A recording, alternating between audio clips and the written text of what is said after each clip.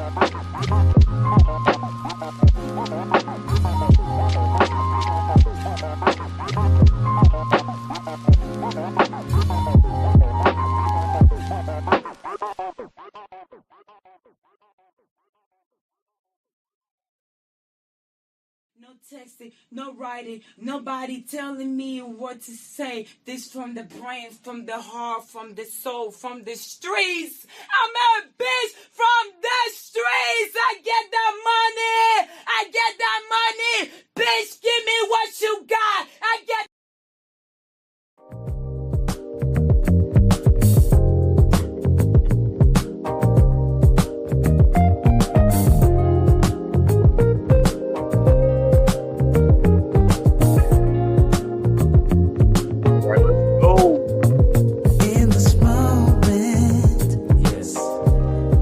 Say what's wrong or right. No. It's not hard to fool me. 'Cause I'm addicted to the good life. Yeah. Lead the way.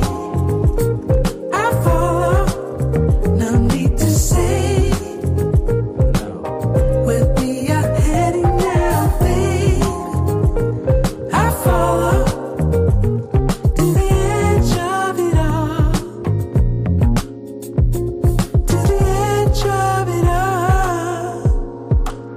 So tell your good lies, 'cause I'll find no better one, yeah. Susceptible now, before the moment flies. Ooh. So tell your good lies, 'cause I'll find no better one. Shout out to everybody right here tonight.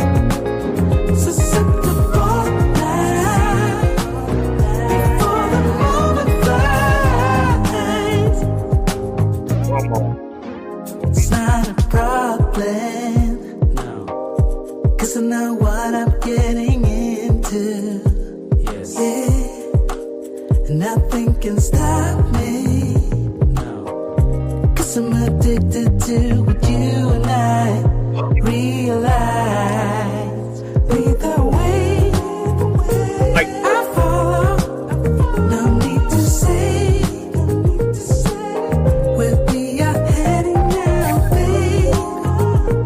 I follow to the edge of it all. So tell your good lies, 'cause I'll find a better one, yeah. Susceptible now, before the moment flies, before it flies. So tell your good lies, 'cause I'll find a better one.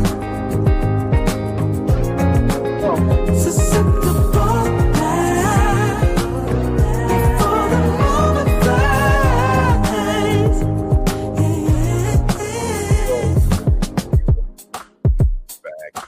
Back. We are back. You want to come on with me and spend a lot. So what is this? You just want to be held, or you want the LD? What you think it is? I want the LD, baby. And then I want to be held. That's all right with you? You know me. It's my duty to please that booty. Yo, peace and blessings. Happy Friday. Happy Friday. Happy Friday to everyone that's out here tonight. You are here of another edition of the Black Bottom broadcast. It's been a long week. I'm tired. Anyway, but we're gonna pull through this tonight. We're here to bring the real, have grown folks conversations, and have a good time doing it. Y'all been seeing what's been going on. Y'all been seeing what's been happening. Y'all been seeing all kind of shit, just all across the board, just with either the Anton Daniels and the Corey Holcomb shit. What's going on with this whole migrant situation? What's going on in Iran? I mean, it is just the shit is up. And then we got nigga shit, horse shit, fuck shit, bullshit. Is this what it's all about, money? Is this what it's all about? Shit's crazy. I'm not even going to get too long drawn into what we got going on. We're going to get right into our show. This is part two of what I did Tuesday, but we're gonna, you know how we do it. We warm up before we do what we do.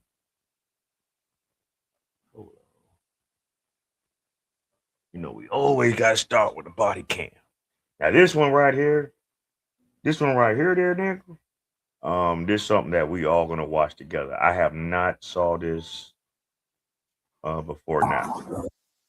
All right, I have not saw this before now, but this is my man Heavy Gant. Uh, a passive aggressive driver gets jammed up. I don't know what it is with a lot of us when we get into these situations with law enforcement and knowing that you riding around getting it and riding around dirty and riding around however you riding around. But man, when they pull you over, man, just do what you got to do. You know what I'm saying? Make things as quick and as easy as possible, especially if you know you in the right. But if you know you in the wrong, well, then you're the stuff of legends on body cam. But anyway, let's shout out to Heavy Gant for putting this out here. But we about to bring it in, so let's go. Hi, I'm stopping your license plate.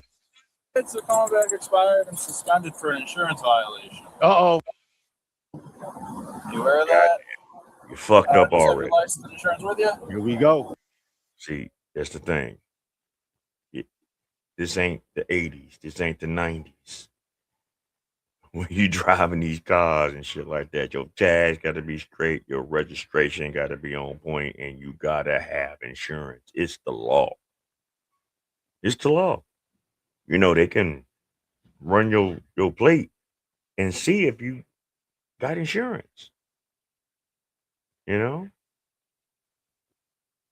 So it will behoove you people that want to ride around and flex with whatever little cars and trucks y'all be having. If nothing else, you got to have the insurance because if not, you're going to have a bad day. But let's go.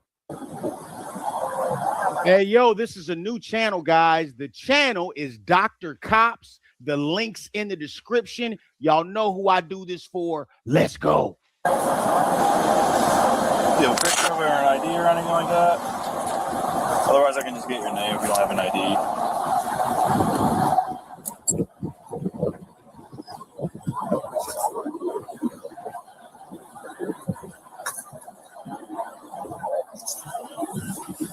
And then is your insurance on your phone?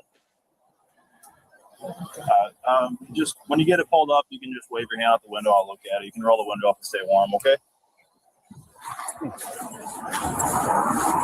Well, she seems friendly.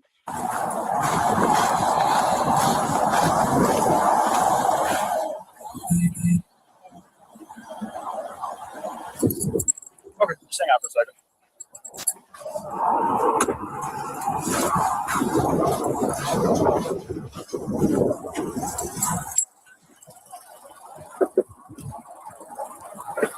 Hey, so your driver's license is suspended? Are you aware of that?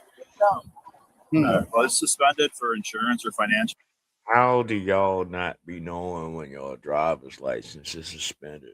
I knew what mine was. Well, you know what though? I take that back because at one point it was suspended, but because I was taking care of business and the very last time I got pulled over for a traffic stop, they just said that it was expired, which got me to the point where I decided to take my black ass to the DMV, do the necessary steps that I had to do to get my license reinstated, paid the freight, and now I'm legal with Eagle. You know what I'm saying? It wasn't even that much. I didn't have to do a whole lot. I had to take the driver's test again, the written, and the driving test, which was nothing. Did it all in one day.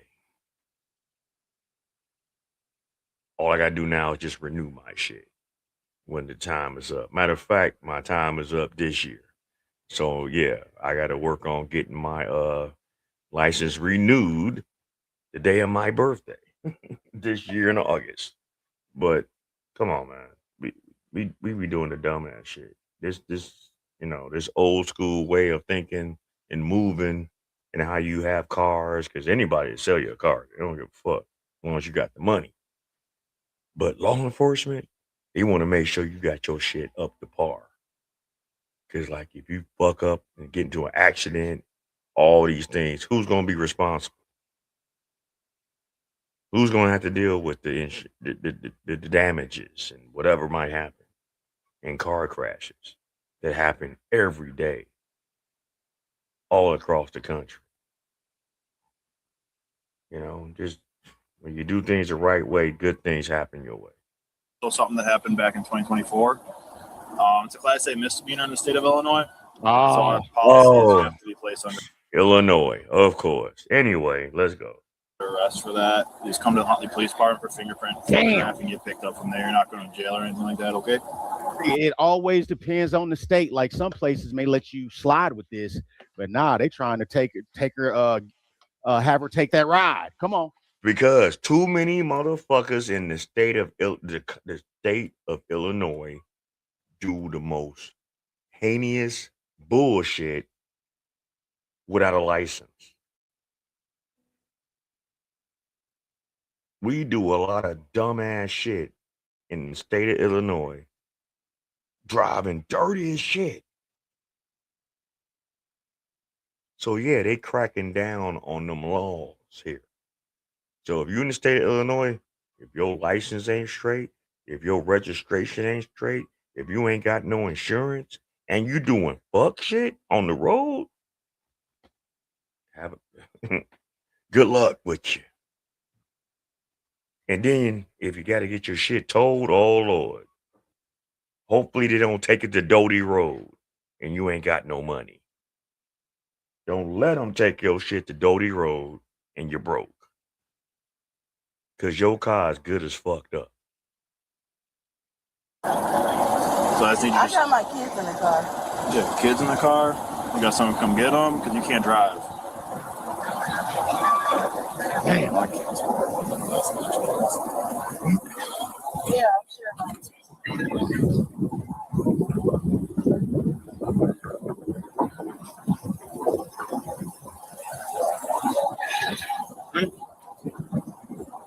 Where would they be coming from? I don't even live here. I live all the way around here.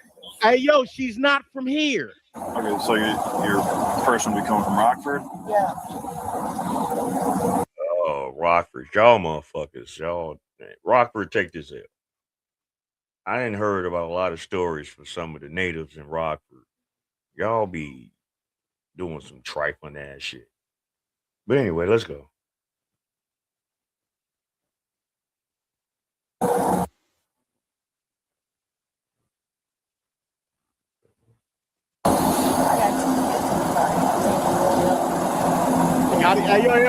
They gotta get on that phone, don't they? Well, I mean, she needs to find somebody to come get her kids, but it's just, it just seems like everybody on body cam, you pull them over, the first thing they do is get on the phone.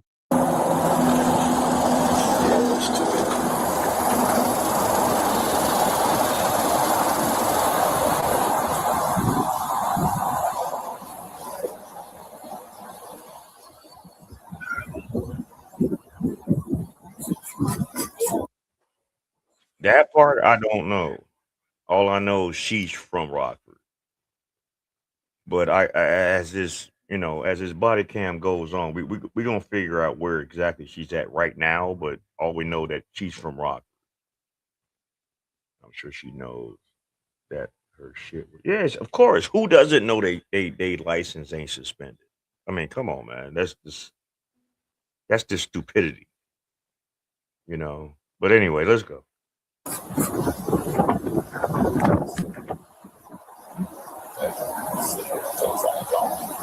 Can't really with her. Sound like the kids, right?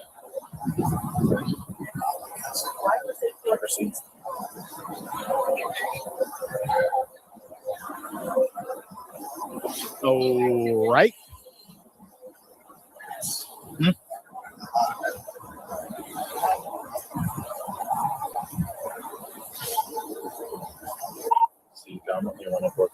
asshole ladies. Alright, so you got someone coming? At least get the kids. Ooh, the eyes, Chico. They never lie. Yeah. You taking the car session? We're trying to figure that out. What do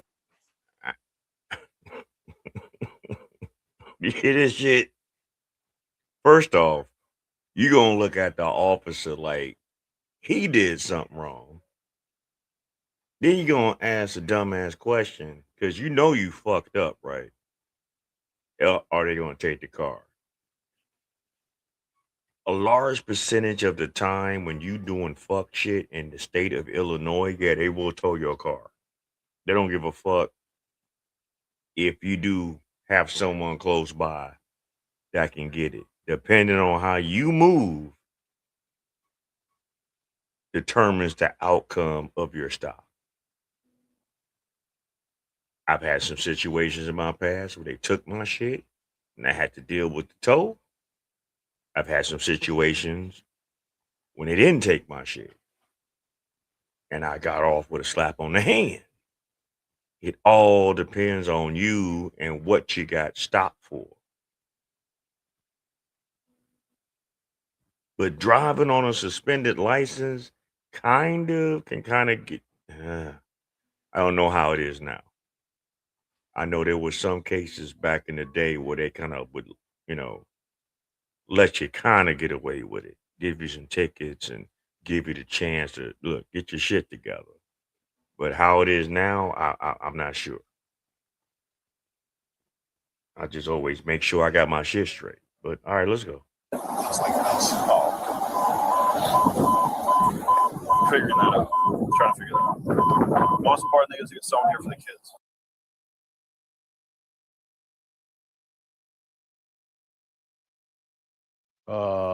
What's going on? You're on Weber Drive and Freeman Road in Huntley. Weber Drive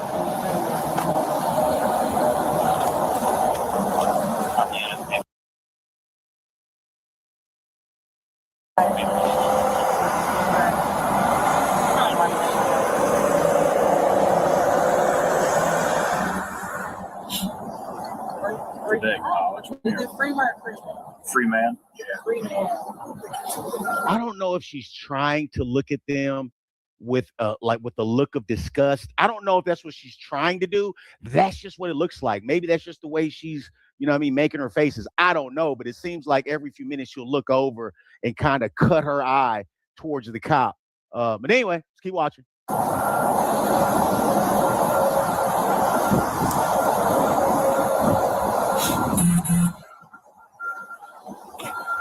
No, I mean, let's just keep it 100.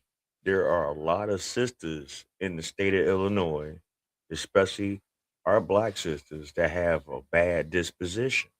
They don't know how to conduct themselves.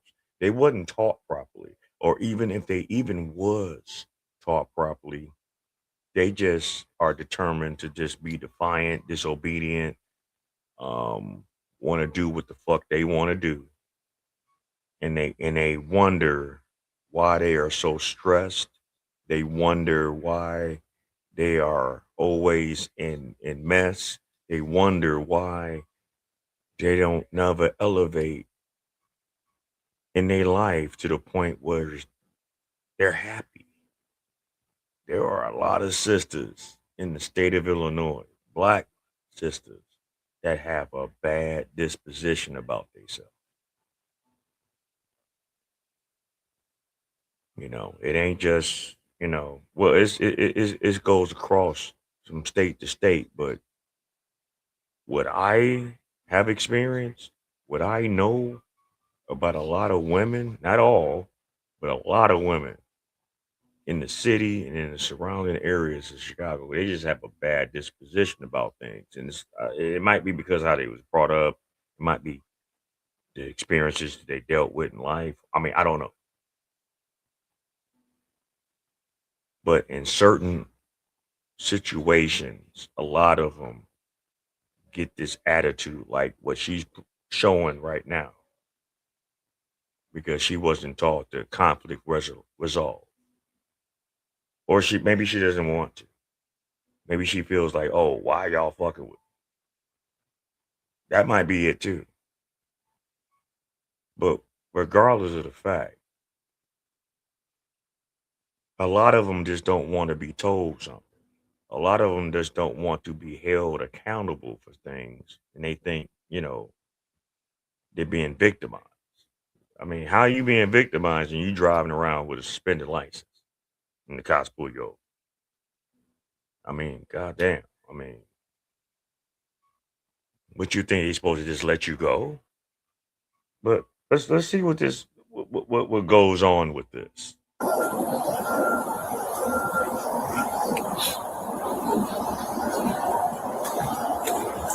What address do you live at? Because everything has a different address on it, just so I know. For the tickets, so your mail goes to the right spot.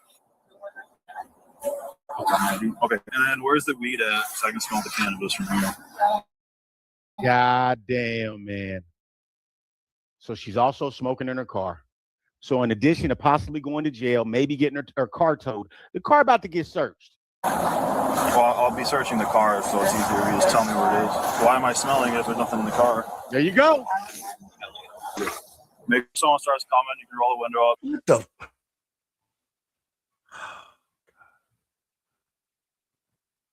So not only is her license suspended, she's smoking weed in the car.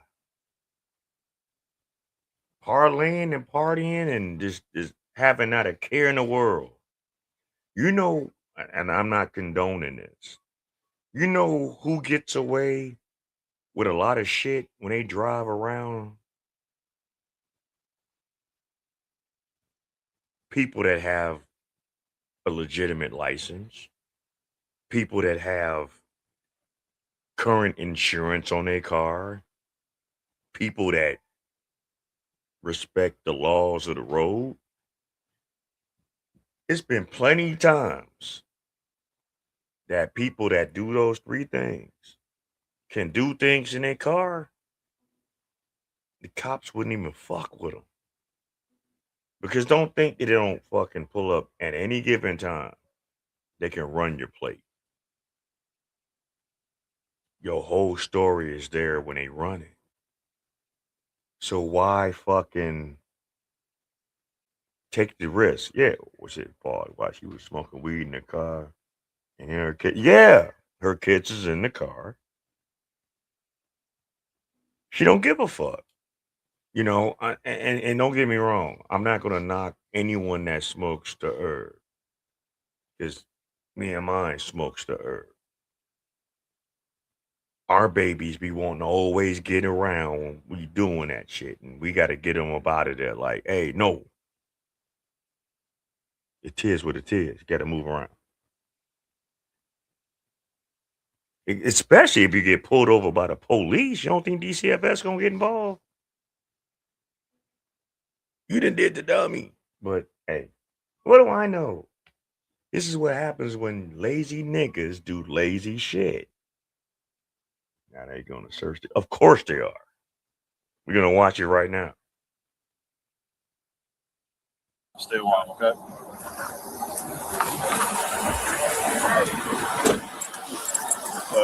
So, was that Uber? Yeah. With you? I was down there, yeah. I'll take it all from you. Huh? You try to wave him down, see what. You're not gonna stop because I paid for it. You're not gonna. It's a legal trip. It's just that car can't be on the roadway. It ain't the way I can take it because we ain't gonna handle it. Right?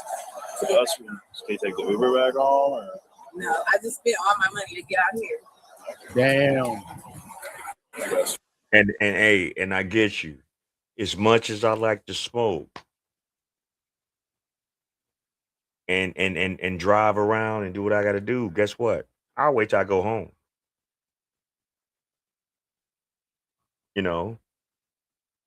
It's just certain shit you just don't do in a car in this day and time. You just don't do it. Drinking heavy liquor in the car. dumping loud music in your car. You know what I'm saying? With the speakers and the amps and all this other shit. There's a time and a place for it. But if you know you driving dirty, that's not the kind of shit that you want to do because that brings attention to you, unwanted. And I don't even, not, and I do it every time. I wait till I get home. Yeah, smoke. Yeah, exactly.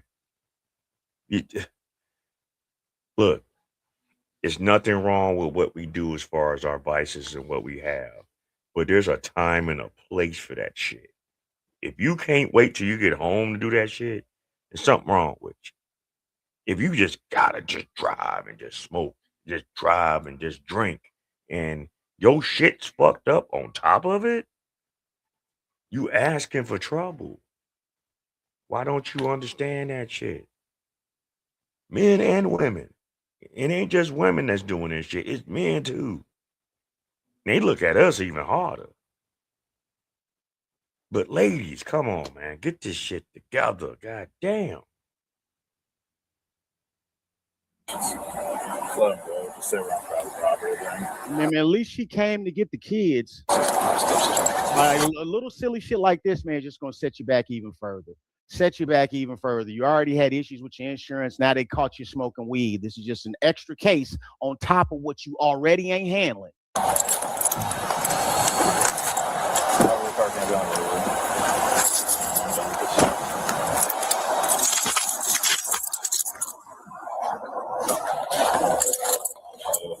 Here's your license. You can have it see the passenger seat for now.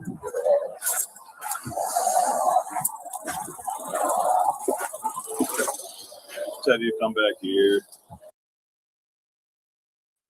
No, she in one of them surrounding towns, but I know she's said she's from Rockford, so maybe it's somewhere around them surrounding towns. I'm not sure.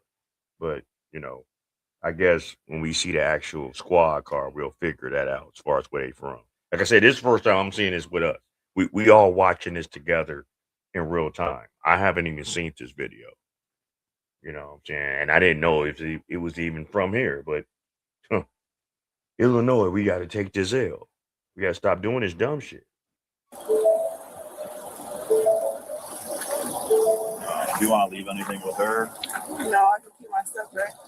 I will have to take it from you. It can't be with you in the back seat. You'll leave with it, obviously. Does that make sense? What? You're going to be handcuffed for the transport. It can't be in the handcuff me? Yeah. It can't be in the back seat. Yeah, I know. I'm just trying to explain it to her. It's just you can't have your purse or your phone in the back seat with you. It'll stay up front with me in the passenger seat. That's why I'm saying if you want to leave it with her, leave it with her. It's just a process. Yeah, you're not going to jail. You get everything back that you take. I just know Okay.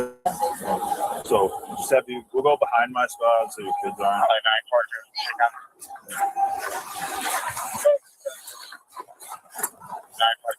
You can hang out there. I'll put the door in the way. And then just don't get in yet. Don't handcuff it so the door blocks it. Just put your hands around your back. I know. It's just our policy.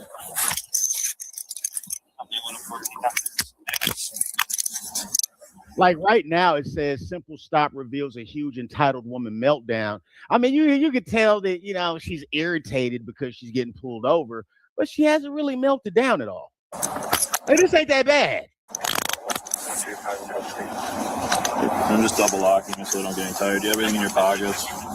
I mean, it ain't that bad, but we still got a good 7 minutes left in this damn video. Okay. So, yeah. Something's going to happen within the next couple of minutes. I guarantee. Keys of the car, keys to your house. Which pocket? Over here. Coat pocket or this? You want me to give those to your friend, I'm assuming, so she can drive? And then do you have anything else in your pockets? Like I said, you're only going to be with us for like 20, 30 minutes, okay? All right, you can have a seat. I just want to get those to her and just get her.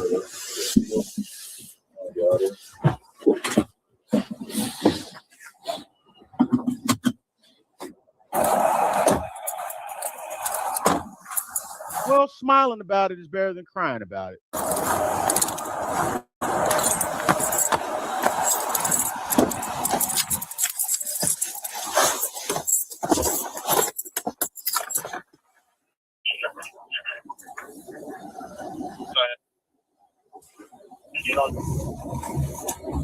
CCOM, help me 104. I'll be en route to the station with my subject. Starting now.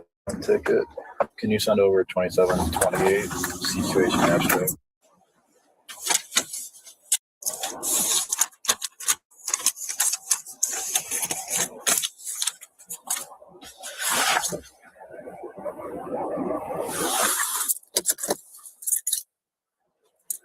It's hella uneventful.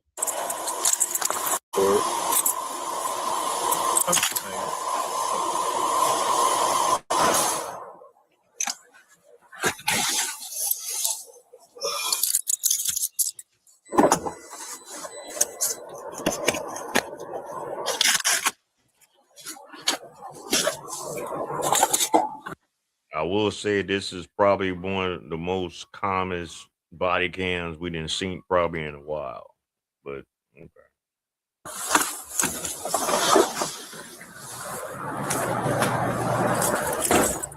Where is this at? I can't even tell.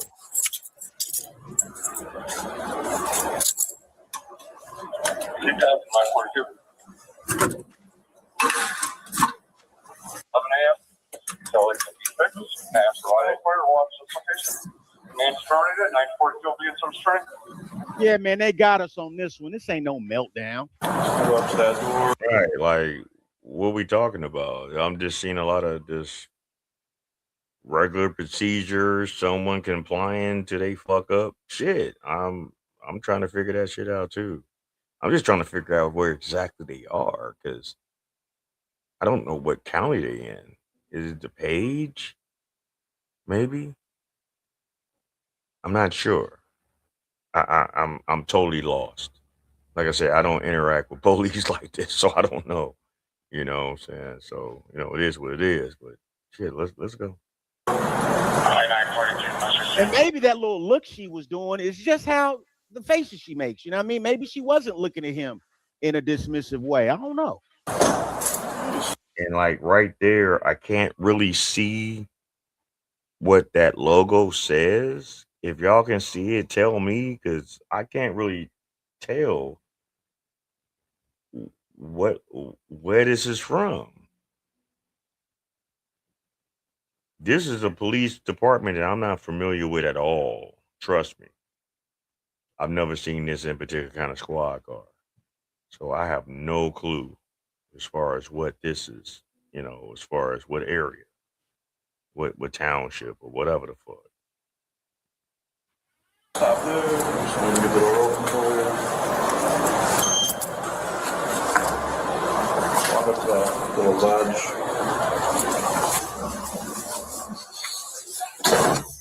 So I'm going to take your handcuffs off. When I do, just put the appropriate handcuffs on your okay.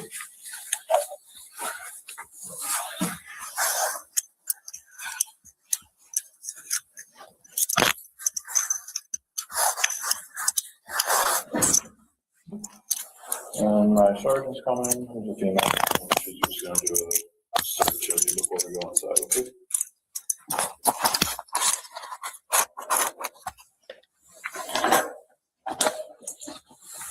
So I'm guessing that there was nothing in her car. Just her car was smelling like weed, I guess.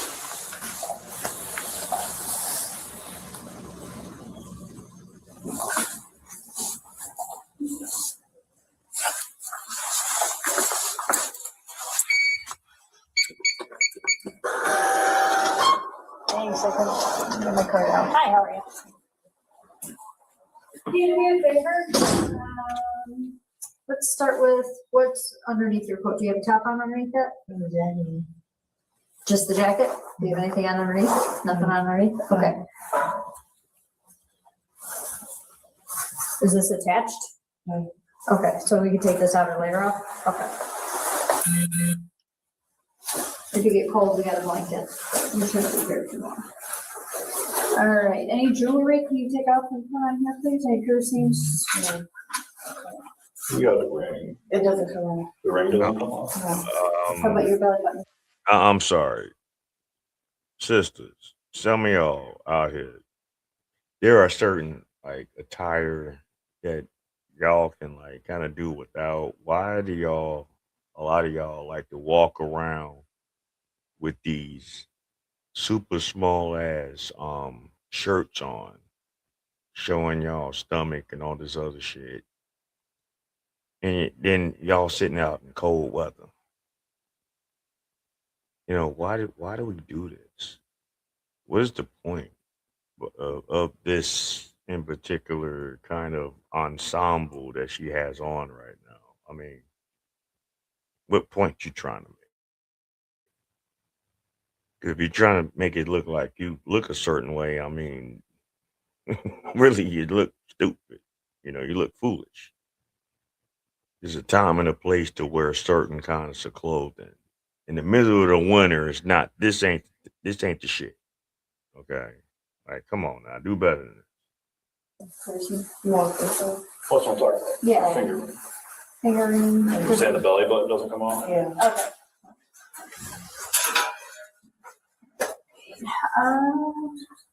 Can you just spread your legs a little bit for me?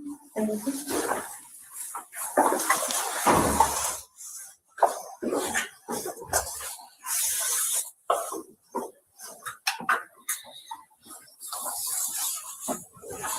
Them spirits gonna get to ministering. But really, I mean, other than her just having like a bad attitude about the shit, I mean, this really ain't nothing. I mean, but I also think that these type of videos are important because every single video that you get on body cam is not going to be, a shootout or a car chase or somebody getting maced or, any type of crazy shit that we typically see. A lot of the times, interaction with the police are like this.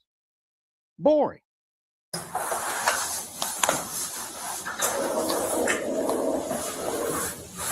And she's not making it worse for herself. Can you over your shoes?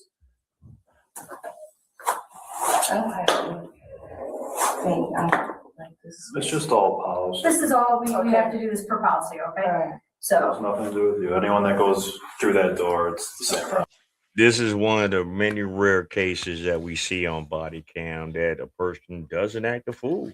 I mean, she's taking accountability for what she did. She didn't cause a ruckus, cause a whole problem. She just need to get her shit together.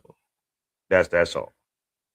I'm telling you, how she's acting and how people act in the event that they do get jammed up by the police can actually help them once their court date comes. All right, she spent a night in jail. She bond out. All right, whatever. They're not charging her with nothing because they didn't find nothing in the car. Okay, they smelt some shit. Okay, cool. A lot of times, you just might luck up and just get rid of the evidence and just don't have it. It'd be some motherfucker to drive around with a whole half a fucking ounce of ducks in their car. You know what I'm saying? It's a whole different thing. But, yeah, this is like a boring body cam. We're going to see what they Go ahead and put your hands up here, and then I just want you to kick your foot back to me, like bend your knee. Yep. Yeah, we do this to everybody. Yeah, believe me, ma'am, you're not special. Okay. Nope, you gotta keep the shoes off for now.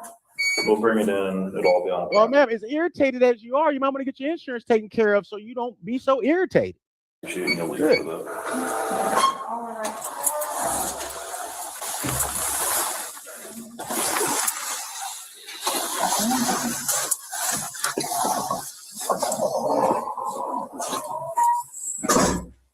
One more thing, can you take your headband out? I'm bitches. Thank you. You want to hear this for now, or? Oh, you didn't holding cells fine. Have a slip right in here. They just got to do some paperwork. All right, guys, I guess that's all we got. We'll go peep out. Yeah, that's pretty much everything. I mean, shit. It is what it is with that. Anyway, How's everybody doing? I hope everyone out there get them some water, eat you some fruit, roll you a blunt, have you a beer, get you a cocktail. Like my man Big Mike said, get you some juice. But you got to leave them pills alone because them mugs will kill you.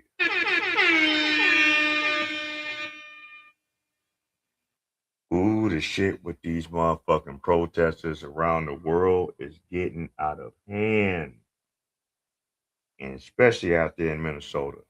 And I'm quite sure y'all done heard the story about these protesters and bum rushed a church with this fake ass journalist that used to be a part of CNN. It ain't with them no more. That's just trying to get in where he fit in still. Now he's a part of this whole movement to try to get rid of ICE and try to disrupt anything that these federal agents are trying to do to curb this whole migrant situation. But a few of the people that actually interjected at this church, you know, got arrested. So thank God, shout out to Brandon Jamal for putting this out here. He funny cat. So hey, we gonna listen to this. And if you feel the spirit, you'll understand why once you see this video. Around this country is they're using their political influence to attack people that disagree with them. They're going to come at me with charges, and I'm not scared of that. There's no face for these charges. I did not block them from, their service. They welcomed us in. They never asked us to leave. The police never came in and removed us. So we didn't stop their service. In fact, people were still praying the entire time. The music was still playing the entire time. So, Pam Bondi, you want to come and arrest me? You want to come and give me charges? So be it. You are more than able. Who am I to deny what the Lord can do? It's easy for you. Tell us why you're doing this. This is Operation Pull Up, more of a clandestine operation. We show up somewhere that is a key location. They don't expect us to come there. And then we disrupt business as usual. So that's what we're about to go do right now. So y'all basically want to cause further confusion and bullshit that what needs to be. Y'all would rather stop federal agents from doing a job that they're assigned to do because of what? Because they're taking away the democratic vote of people who are not legally supposed to be here. And it ain't just migrants from Venezuela, it's migrants from all other diasporas of the globe that came to this country. Oh, you just think that everyone is just down and just trying to just point out just the Venezuelans? No. There are others that is doing the same thing. Like some Somalians, some Haitians, some Nigerians, some white migrants from other countries that the Biden administration has opened up the fucking doors to let all these people in. Because as long as he let them in and that party let them in, they want to put in their minds, well, since we brought you here, you got to stay on the Democratic ballot. You got to vote for us.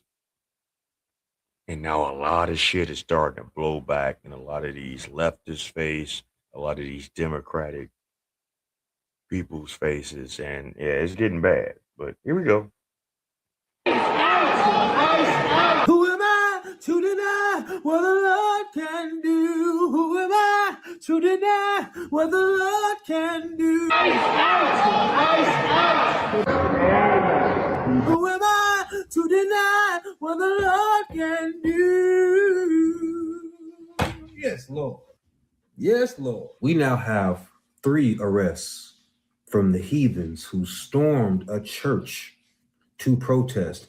Ironically, we have 2 black women and a white man fighting for injustice who are arrested under the same act that made it illegal for the KKK to go in churches to intimidate people. Bitch, are you serious? You people have been arrested amongst the likes of the Ku Klux Klan. You cannot make this shit up. You black women, I know y'all was out there protesting for BLM, and now you out here arrested like a... Yeah, that's right. Go ICE. Get him out. If you ain't doing shit the right way, if you're not going through the proper channels, if you're not trying to be legitimate, get the fuck out.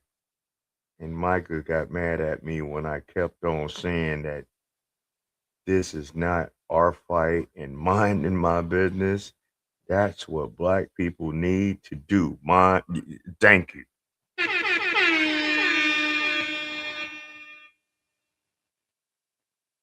Mika and whomever else in the black delegation before we vote y'all the fuck about our circles and stop fucking with y'all, period. Stop putting yourself in a struggle that ain't our business. We got enough shit to worry about. We got enough issues to worry about. We got enough struggles to worry about. While y'all sitting up here fighting and have been capping and caping for these migrants that's been taking your benefits, that's been taking your housing, that's been taking your education, that has taken your flag and burnt it in the faces of us, the media, and law enforcement, and the government. If you are that upset with what the fuck is happening right now, then why don't y'all go and leave? I remember when Trump first got elected, a lot of black women and women in general that was on the left side, y'all said y'all wasn't gonna say shit no more. Y'all was gonna stay out of it. Y'all was gonna leave all this bullshit to everyone else that didn't follow your mindset or didn't believe in what y'all thought. And y'all thought that we were supposed to just, hey, shout, Messi. Hey, how you doing? Hey, we got a superstar out here. It's time for the percolator. It's time for the percolator. Messi Michon, my wifey's birthday's today. Wish my wifey, Miss Tiffany Dawn Hall Lee, a happy birthday. I appreciate everyone that tunes in. If you got your glitter shorts on, if you got your slip slides on, it's Friday night. We out here in the motherfucking Black Bottom Bosscast, and we are jamming.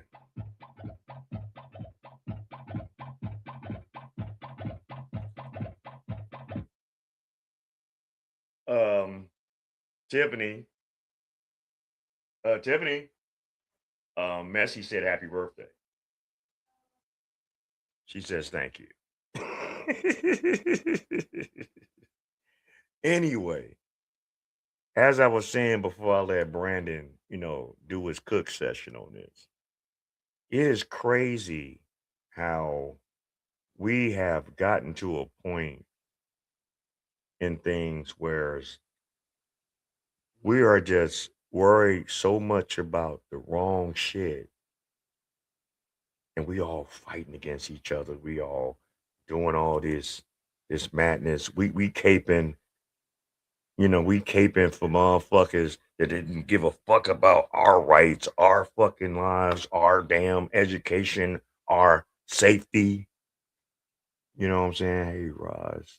Joe Fun says, I wish you a happy birthday on her page. Okay. Sweetness sent you a happy birthday on her page, too. On your page. She says, thank you. You know, she's chilling right now. You know, her and the babies, they didn't have to go to school today because we was at a minus 10 degrees here in Illinois. My goddamn. But anyway, let's keep going. Hey, shout out Messi for tuning in. I heard your rant about the whole Anton and Corey thing. I get you. Whoever said whatever they said about you, I'm sorry they said it. We all got our own opinions, right? About that whole situation. We're gonna break that down a little bit later. We just talking about this other shit, this fuckery that's going on out here in damn Minnesota. Anyway, let's go. Clan member. The irony is delicious. You cannot tell me God does not have a sense of humor. Who am I to deny what the Lord can do? But I keep saying it. Y'all picked the right church. Do you hear me? And I said it in a short video. I'm going to say it in this long video. I do believe that it's high time for us spicy Christians, us people who are saved, not soft, those of us who still have a lot of exercising to do within, to start defending our Lord and Savior and these holy houses the way Peter would defend our holy Savior back in those. No, I'm real talk, Mashawn. Hey, look, the coolest thing about us having these platforms, right? We can voice our opinions. What mainstream media refuses to do. That is the beauty of these platforms that we are on as content creators, you know. And shout out to her. And if y'all are not subscribed to Messy Michonne, please go over to her page. Hey, tell your people to come, you know, come mess with a brother. You know, Black Bottom Broadcast, we doing our thing too. But it is what it is. Excuse me. But the good thing about this platform that we're doing, we all have our opinions, we all have our thoughts. Some things might make sense, some things to others might not make sense. But who's to say that we don't have a voice? And that's what makes everything solid. That what makes everything real is that we're not here to please people for our opinions and our thoughts and our views. We are here to give our thoughts. For those that want to rock with it, have at it. For those that don't rock with it and like to hate watch it, because I've been hearing this saying, come to a live, okay, I will.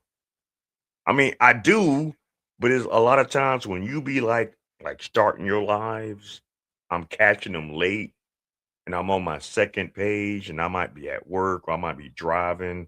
So I don't be like, you know, able to really like lock in, you know, when you're doing it. But don't think I don't be watching your shit, you know, because that last this song that your homeboy be playing with the Corey Holcomb, you know, excerpts in it, that shit is funny as shit. You know what I'm saying? Homeboy be making some shit, you know, like every time. And I do respect your platform because you done made some actual like skit songs. Well, you can put some skit songs on your page that is like, man, so it's memorable. You know what I'm saying? So hey man, I respect you. But no, seriously.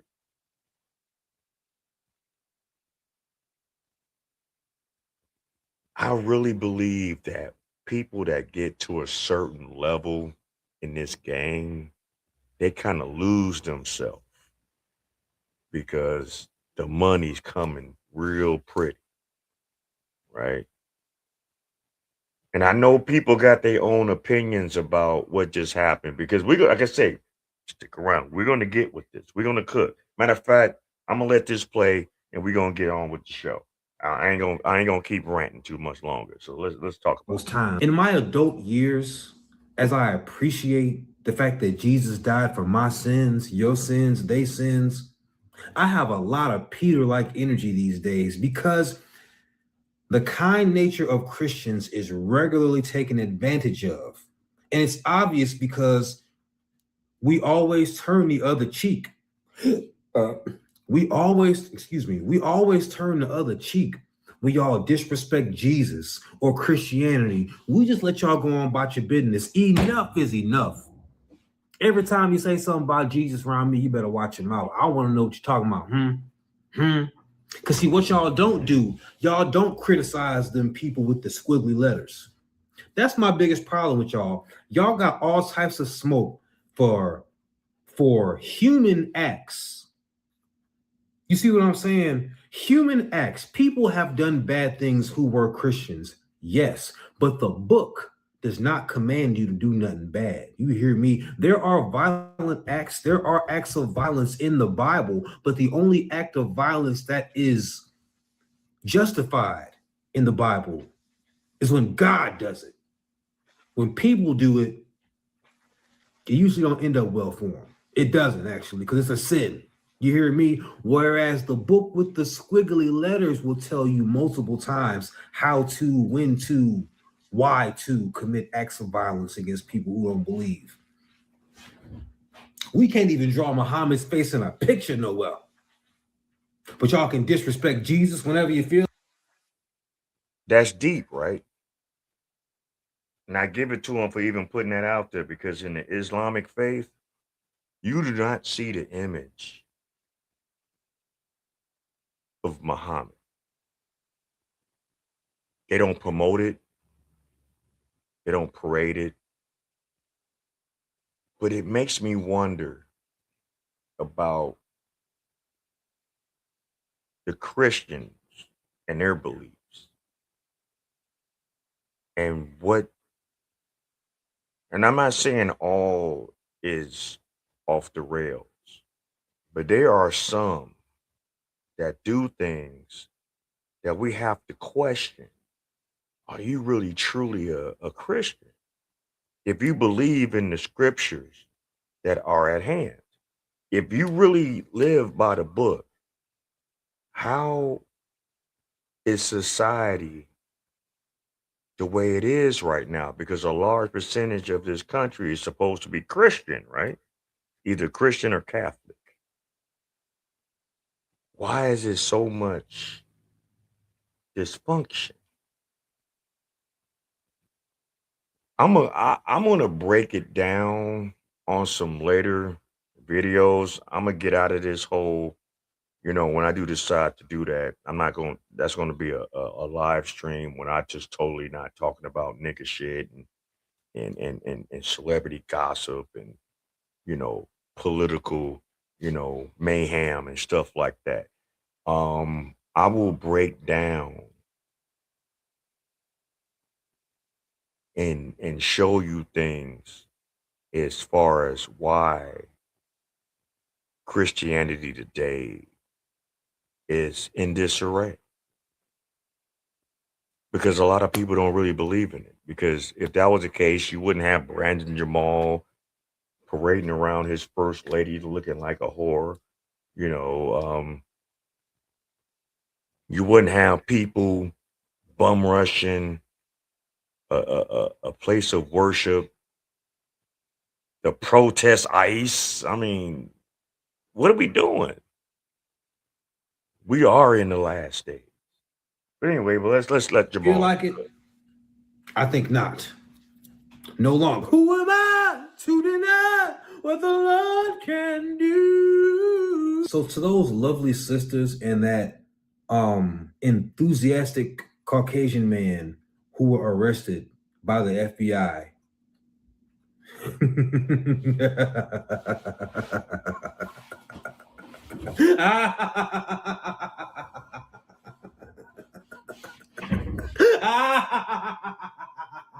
Excuse me. I'll pray for you. But unfortunately, the Department of Justice has said they will not prosecute Don Lemon. He was just a reporter. Indeed, he was just a reporter. But you know, someone on Facebook did some reporting on Don Lemon, and sometimes I couldn't say it better myself. Let me be very clear. Don Lemon, no one is investigating you, criticizing you, or calling you out because you're black or because you're gay. No one cares about that. This has nothing to do with your race, nothing to do with your sexuality, and nothing to do with your politics. This is about your behavior. You stormed into a church acting like you owned the place, talking down to people like you were untouchable. When they didn't when they didn't bow to you, you didn't self-reflect, you melted down. Instead of accountability, you played the victim card and hurled the same worn out accusation to distract from the fact that your conduct was indefensible. Soon will be done. Trouble of the world, oh my trouble of the world, trouble of the world. This is shit. This shit's getting ridiculous. The troubles of the world. Come on, let's go. That's not activism. That's a washed up former CNN loss flailing for relevance. This isn't about identity, it's about character. And that's why people are done with you. Don Lemon, you are a piece of shit. And you know, I think it's really funny, like truly hilarious, when black people are so pro-black, anti-white, anti anything Caucasian, and then they choose to spend their life with a Caucasian. A white This is wild.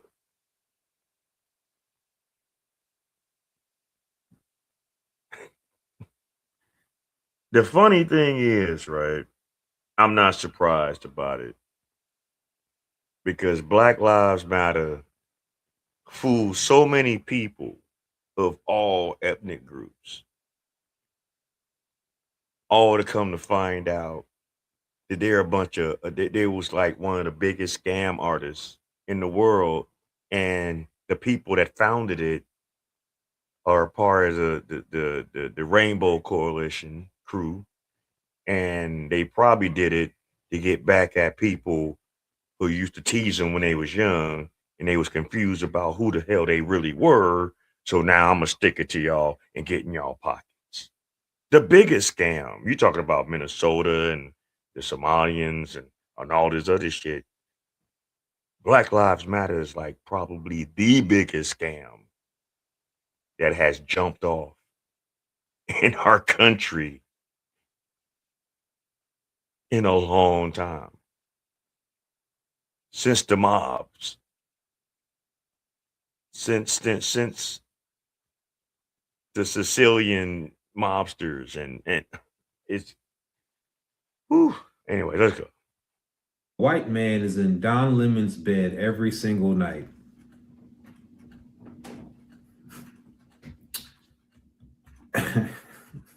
He literally married a white man and vowed to always cherish and honor his white lover. But it's confusing because he tells the rest of America to fear white men and claims all white people are racist.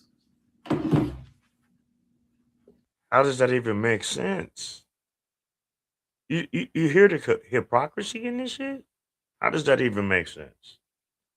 You saying that white people are racist and things like that, and you laying up with one every night.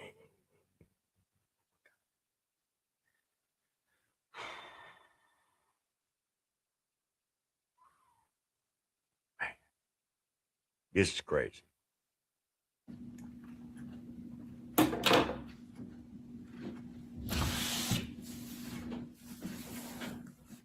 Do you see why we have zero respect for you liberals?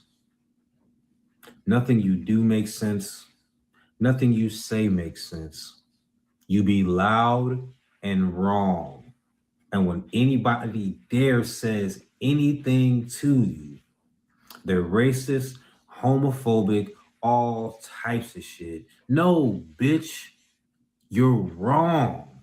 End of discussion. Who am I to deny the Lord can do?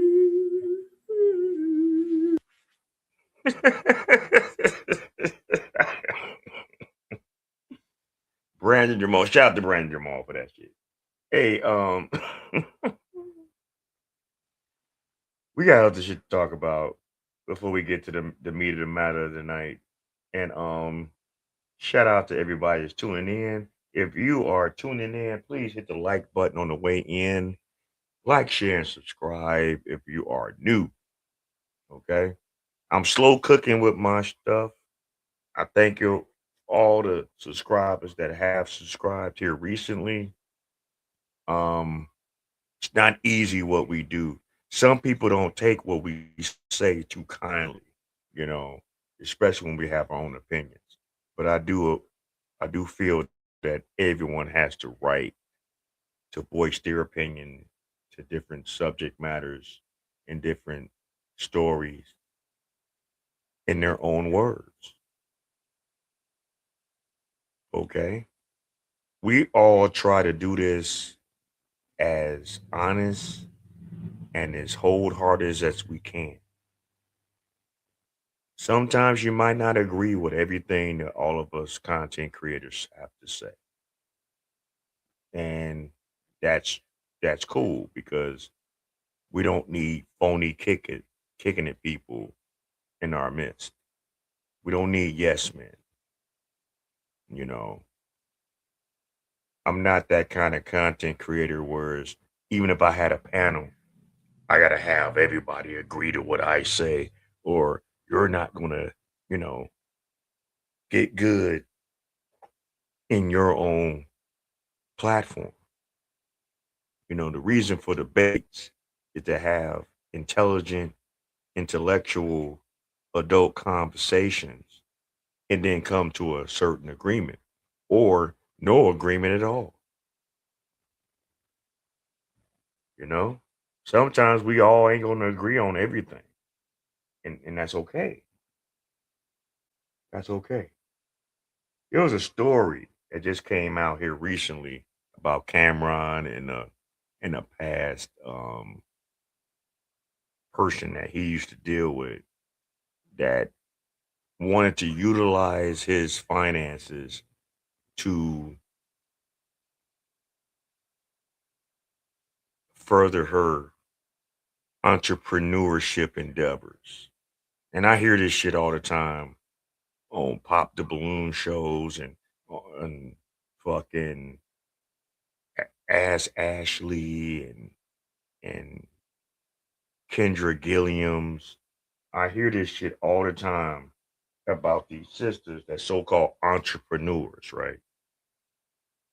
But a lot of them don't have the proper business savvy to keep these businesses.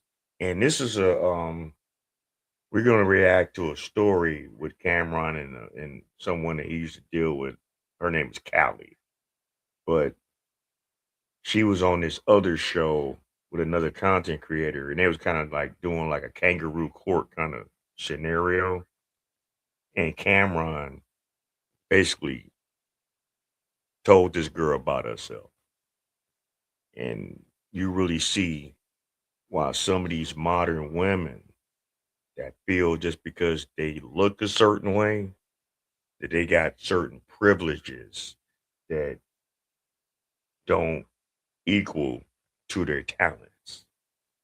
All right. So without further ado, shout out to MABW. He put this out here. So let's go.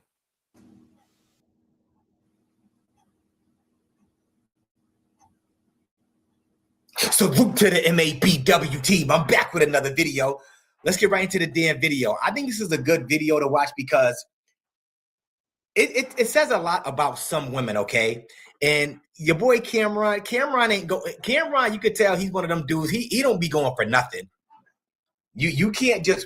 Cameron is one of them dudes, a Harlem dude at that.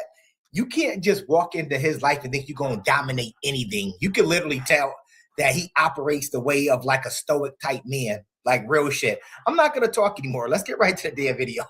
All right, what was you upset about when you was like, I remember you was gonna buy a house on the West Coast or something, and you wanted to.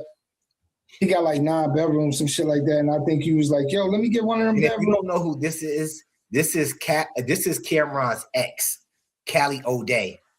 Okay, this is his ex-girlfriend, one of his ex-girlfriends. Okay, so I just want to make sure this is clear before we go any further. All right. So whatever, like, what was the dispute with that? What happened with that? You got mad about that too. So what was, you was in negotiations or something with a house? Why you got mad at him? Oh, because at the time I was moving across country, and I asked if I could come there for 2 weeks until I get settled. And he was, I don't know, I felt like he was dancing around it. And I hate to say this. I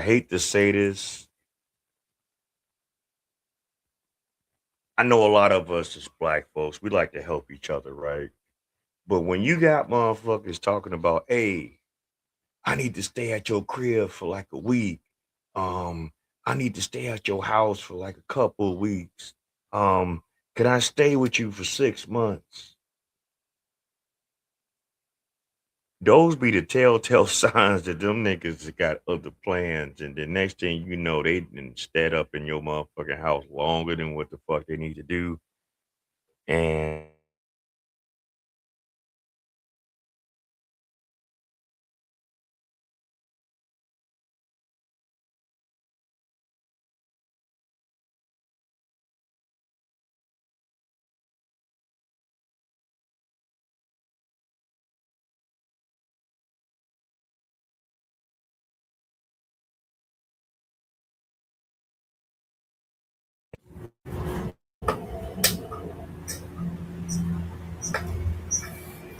check 1 2. Can y'all hear me? Oh shit. See, my shit was fucking up. Anyway, this is a perfect example is when people want to utilize your position on things and take advantage of your kindness. Because a lot of times when people say, oh, I'm only going to stay a couple weeks, that couple weeks turn to a month. That month turn 3 months. That 3 months turn to a year. Now these motherfuckers, when it's time for them to get the fuck out, they act like, oh man, you bogus. How you gonna keep me out right now? Nigga, you could have stayed over here longer than what you need to stay. This is why it's kind of a bad move to even do that with people, especially if you know how they are.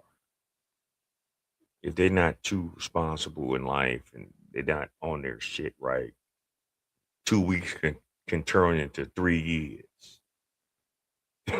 You say you've been there before. It would be like, can I stay for a couple of months till I save up to get a crib? And a couple of months means more than 2 months. No, it means like a year. In some cases. Trust me, I know exactly what you're talking about. But let's let this cook, because you about to see, and I don't even know what Cameron saw in this woman, because looking at her wig, looking at her makeup, looking at this whole aesthetics, it just breathes hood rat. It just breathes hood rat. But anyway, let's go. Representation, you think that was okay? I will ask my client right now. Should I respond to this? Is it okay I respond to this? Yes, you may. Okay, thank you. What happened was this. Callie's counting bedrooms in my house. And I have a lot of bedrooms in my house. And she was coming to the West Coast. And she said, she might have said 2 weeks. I don't know. But I knew it wouldn't have been 2 weeks because. Facts. Guys, don't ever fall into that trap. Don't ever fall into that trap with some women, okay? Real shit. I would say damn near 90, but don't fall into that trap. Can I stay with you for 2 weeks until I get my house together or my apartment together? They'll end up living with your ass, and you wake up and it'll be like, damn, you've been over here for 2 years now. Which we won't get into. I know it would take longer than 2 weeks. But she has family on the West Coast. Her mother lives on the West Coast. Her father lives on the West Coast. Her sister lives on the West Coast. So why she couldn't stay with them? Oh, I know why. Because probably how they run their house, you can't do all the shit that you think that you want to do in their house. So you would take on a situation in another house that you can work your way into doing the bullshit that you want to do in someone else's house. I didn't see it too many times. I've experienced it too many times. And it's very stressful because we allow others that we do favors for to take advantage of the situation. And we got to stop that shit too. Ain't nothing wrong with helping people, but goddamn it, don't take advantage of the situation.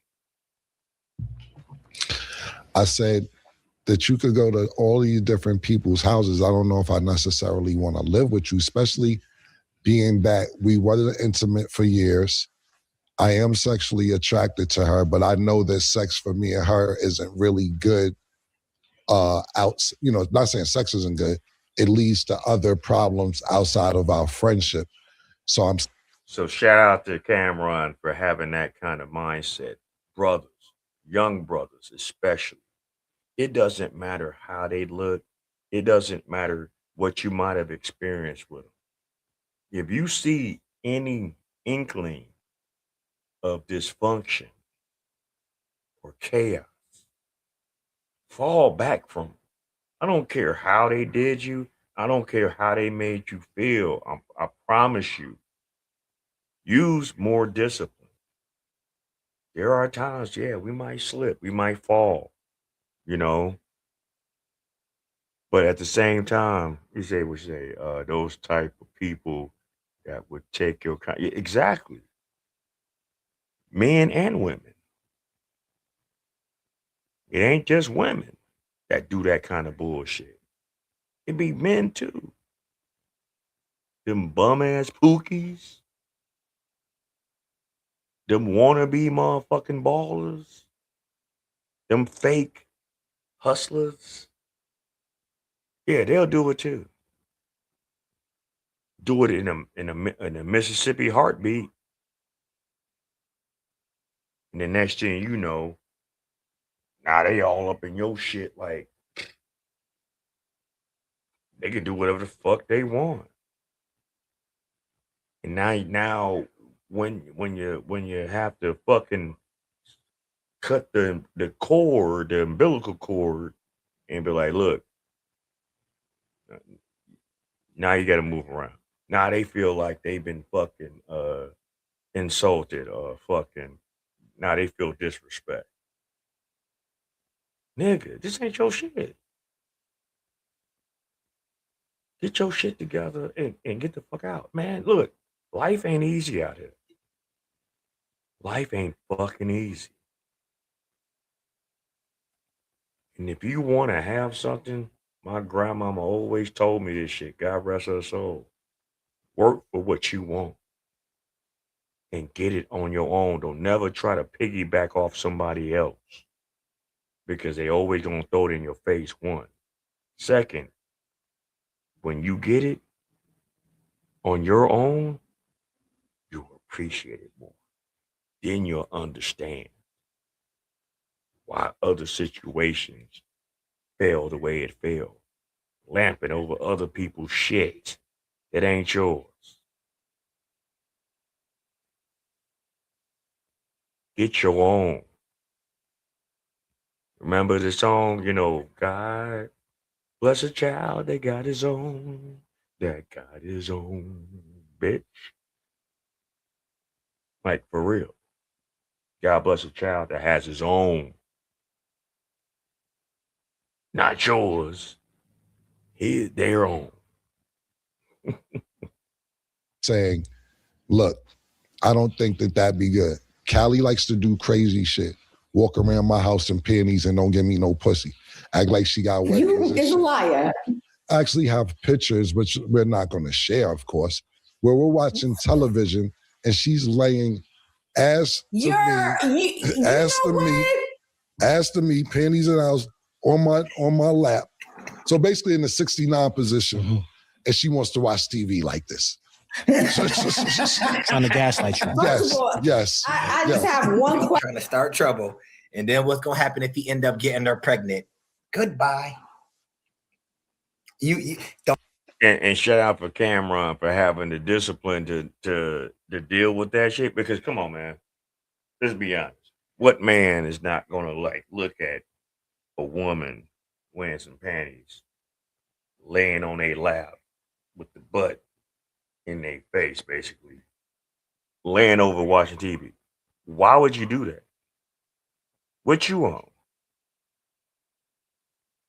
What are you on? Ladies, have y'all done that to the men that y'all been around? And if you have, what did you have in mind for that course of the night? You know what I'm saying? Like, what the fuck? Like, really? But then get mad when people say that we're over sexualizing the black women in our community. And y'all do shit like that.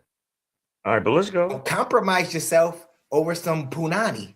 The busted yam. Do not compromise yourself, fellas. Yes, it's my turn. It's my turn. How long ago was It's this? my turn. It's not. I'm just telling you. Send her older in your court, please. Right, exactly. If you want to be technical about this situation, what happened is this. I offered to eat Callie when she came. Okay. Interesting. Right. She said no. Okay. 2 days later, she thought about it, said, yo, could you eat my I said no. I can't believe you right now. I said no. Right. I offered to eat. You didn't want. You can't believe him right now because you know you did that bullshit. See that Jezebel spirit shit. You know? But all right, let's go. Let's let this cook. She asked another day, so you're not going to eat my No, I'm not. I offered it. I'm not going to eat it. I offered twice. She asked twice. Right. This is the stubbornness I can't have in my house. Right. This is what I'm talking about. Playing games. Yeah, exactly. A lot of games. To be honest,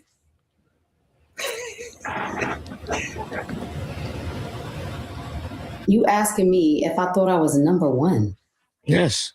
Because the behavior that you're giving, the personal behavior, it sounds like a lot of entitlement. So that's why I'm asking you. When behavior like that with entitlement. To be honest, not even a jump in. I'm sorry. You know what it is? I'm just used to a man in my life, especially one who's intimate with me, automatically wants to step into leadership and provision and want to protect and provide for me. What? What?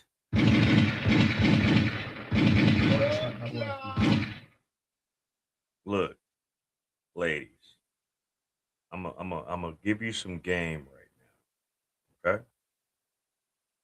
There are many situations that a lot of us has been in and been through in life. Us men have ran across many types of women in our life. On a drunk nigga night, on a just I was in the right place at the right time night. She smelt my cologne and it turned her own night kind of night. She walked past me and touched me in a certain way kind of night. And things might happen, in the single world. And things might get heated. That does not mean that he just automatically just has to just do for you like he would do for his wife. It wasn't established like that. You women in our community make things so accessible because of how y'all carry yourselves. Not all, but a lot of you that y'all carry yourselves, and then you expect men to have respect to that degree and think they're supposed to just open up their hearts, their wallets, and their life to you to take care of you. What are we getting out of it? What are men getting out of that? We know what women get out of it, but what do men really get out of that? Other than the wet ass and an attitude and drama, depending on the person. I mean, what? I mean, tell us. Let us know so we can have this discussion. Kim has never given me those vibes. Yeah. You got a boyfriend right now? Good job, Kim. Man, Kelly? No. Exactly. Why does that matter? Do you have a girlfriend right now, Kim? I don't need nobody to protect and provide for me. I'm not looking for that. I'm just trying to... Let me stop it right there. Did y'all hear what Kim said? Kim, these women, I want to make something clear real quick, okay?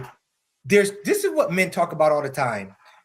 There's too many women out here that talk about how they got their DMs flooded, how they can have any man they want, and they've had men, or there's men right now that would want to provide and protect from them. Kim asked his ex-girlfriend, Cal. My thing is this: for those women that say that shit, go for the gusto. Go for the gusto with those men that say, hey, I can do this for you. I can do that for you. You ain't got to worry about that lame ass nigga that was with you. I can do you better. You ain't got to worry about shit. And then after 6 months, see how y'all at with it. See how he does you. See how he treats you. You might not like how he moves when you really be around him for a long duration of time. Because now you're going to really see how he moves. But this is what these women want. They want men already established. They want these high value men. They want these individuals that are in the upper 10 to 5 to 1%. And there's very little of those men. But all these women, these hundreds of thousands and millions of women want that 10 to 5 to 1% of man. That is very minute. They're going to say and move and act and do what the fuck they want to do. Are you willing to deal with that kind of shit? Are you? All you ladies talking about you really want a high value man, a single high value man. You really want that? See, why spaces like me and others talk this lingo is like, okay, we will respect you ladies better if you was actually with that high value man when he was at the formative years.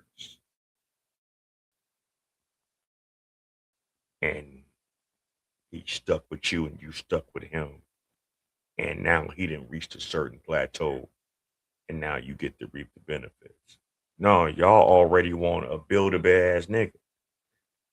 And think that he's supposed to just do and act and move at your beck and call. But he already knows why you in his face because you know he has the means to make the ends. And a lot of times you ladies don't respect men like that. You'll fuck with them. You'll sleep with them. You'll act the role with them. But deep down, you don't even like him. But you like what he has. And a lot of men are starting to see this. Do you have a man right now? She said, no, I don't. And she's not an ugly girl. She's not an ugly woman either. She turns around and asks Kim, do you have a woman right now? Now, if any of you don't know, Kim is a boss. She, unfortunately, she's not a boss. Also, Kim said something I want y'all to understand, women specifically. Men don't need people to provide and protect for them. We don't need providers and we don't need protectors. Women are the ones that are asking for that shit. Okay? So you can never compare and contrast things when it comes to men and women. We're totally different. We're on two different plateaus. This especially goes out to the women like her that come online and make it seem as if I can have any man I want. And then they get asked a question from somebody like Cameron, and the man will say, well, do you have a man right now? And why is no man doing that for you right now? You're used to a man doing that for you. If you're used to a man if women are so used to a man doing that for them, where are those men at that were doing it for you? That's a real question. They're only doing it for their own personal reasons. Women like her drive men away. Why? Because of their demeanor, their mouth, and their disposition. You might have a above average woman, a grade A woman body, and have a bird pea brain mentality and a bad disposition. And you would turn men off.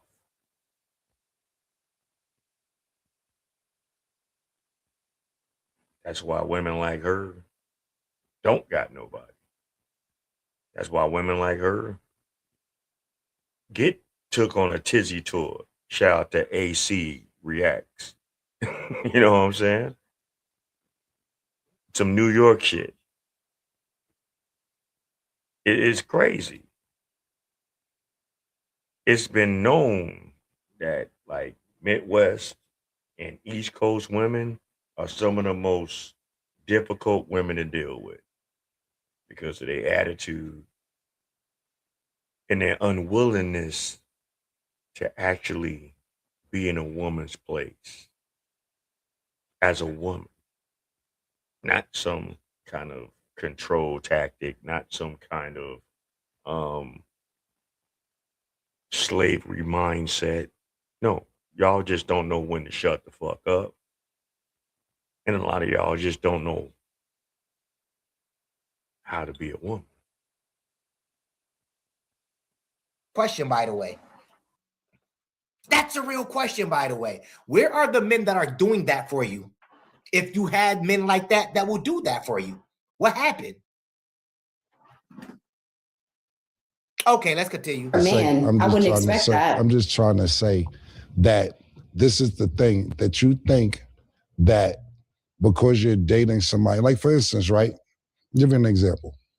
So as a woman, if I share my body with a man, I shouldn't expect him to want to protect and provide for me. That's what you would teach your fucking daughter. The problem, so I'm not having. And see what they go right into? This is why a lot of women that come online sound like prosties. Because they think because they give up that busted yam. Let me explain something to the fellas out there. There was somebody else out there that beat up your baby mother, busted yams, most likely. Your girlfriend busted yams, most likely. Your wife busted yams, most likely. That ain't have to do half the shit that you're doing for her now. And they feel, well, because I gave you a piece of me, the busted yam, because I had sex with you, I'm supposed to not get nothing from that. Okay, ladies, you had sex with us too. So what do we get from you? Monetarily wise. Nothing. I'm gonna rewind that back a little bit. Say that this is the thing that you think that because you're dating somebody, like for instance, right? Give you an example. So as a woman, if I share my body with a man, I shouldn't expect him to want to protect and provide for me. Is that what you would teach your fucking daughter? The problem, so I'm not having sex with my daughter. What are you talking about? Just make up your mind. No, it's not about having sex with your daughter. It's about, that's what you would teach your daughter. Oh, teach your daughter, I'm sorry. She just having sex with a man that doesn't want to protect and provide for her. Like what? The problem is this: you want to protect. You think and men provide. and women are equal? No. What I'm trying to explain to you is this: for me, I rather invest in my female than give my female, and that's the problem. You never invested in me because you had bad investments. That's why you're in nursing school. I'm trying to explain to you that the investments that you had weren't good. That's not why I'm in nursing school. I've been working on my nursing degree since fucking 2019. Why you don't have it yet? I opened the business.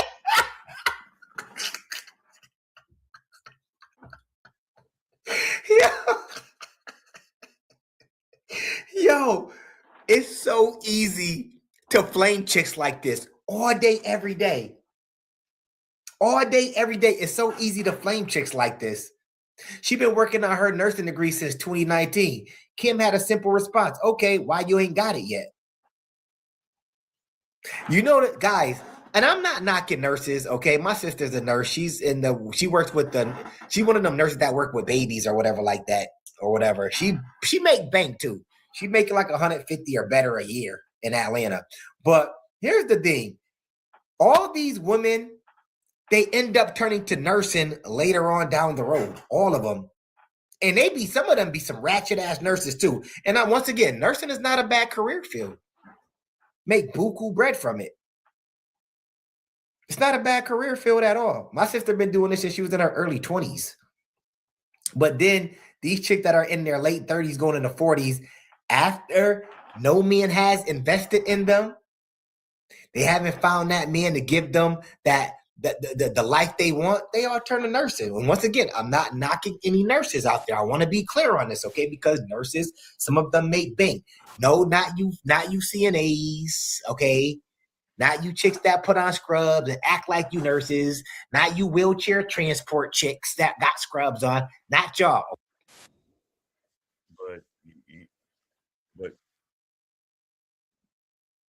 But you got to be a lazy motherfucker. Hey, I want to be clear. To be up in nursing school for 7 years. Be a nurse. I'm sorry. You got to be a lazy ass motherfucker. You're making yourself look real bad. You've been in nursing school since 2019. It's 2026. It's 7 years. And you still ain't got it? You ain't got on your intern yet? Yeah.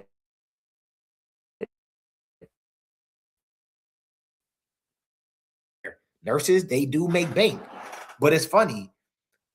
Really? And their prime, they want men like Kim to invest in them. Men like Cameron, they're not stupid. But they won't invest like chicks. They won't invest in chicks like her because women like her come a dime a dozen for men. Somebody out there talk to me. Women like her come a dime a dozen for men like Cameron. That would be a bad. I keep telling some women out there, you're a liability. Some of you out there, you're not no type of asset to a man. And she proved my point because she makes women like her, they make it seem like, well, I slept with you, so what you got for me? You should be providing and protecting me because I gave you a piece of busted yam. So men, not to be funny, but how many women would you have to provide and protect for? Because I'm pretty sure some of the bros out there, you've had an influx of busted yam before, respectfully. So you know how many women you'd have to be providing and protecting for if they all thought the same way? Well, I gave you my goods. What's in it for me? What's in it for me, motherfucker? Business to help me get through nursing school. And which was passive income. Which was a bad investment.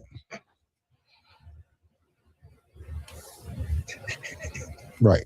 Anyway, like I was trying to explain, because it's a bad investment or somebody gives you an opinion, you reverse it into a nigga don't want to protect, provide. You never looked out for me. Yo, you didn't really like you always looked past me, because I don't think what you were doing was going to make money for yourself or for me.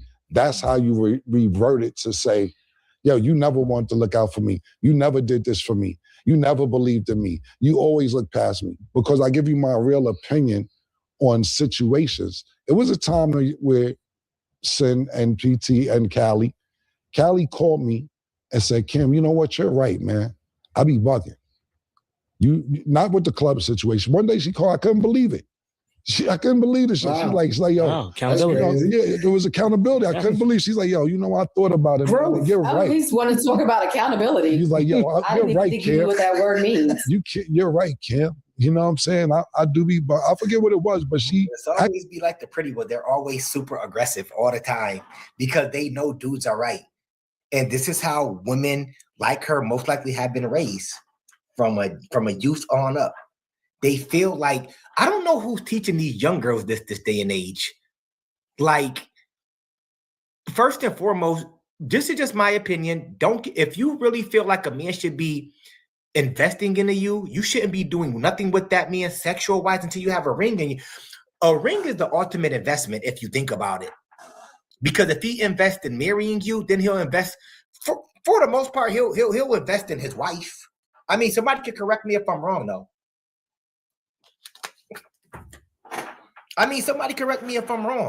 Because once again, women like her, they think because they give up a piece of busted yam to a man has to do all this for them. And they be asking for buku money from these dudes. Let me borrow this. Help me get this. Invest in this. It's like Cam said, if it isn't making me money or if it's not going to benefit the both of us, why should I invest? Because for the most part, fellas, women are not going to invest in you. Because the way some women out there think, they automatically think, well, if I invest in this man and build him up, somebody talk to me. Most women think, real shit, no funny, that, and it's nothing wrong with that. If that's the way you think, that's totally fine. But a good portion of women think that if I invest into this man and build him up, he might leave me for the next chick one day. That's how they think. But when men think like this, oh, you never cared about me. I was sharing my body with you.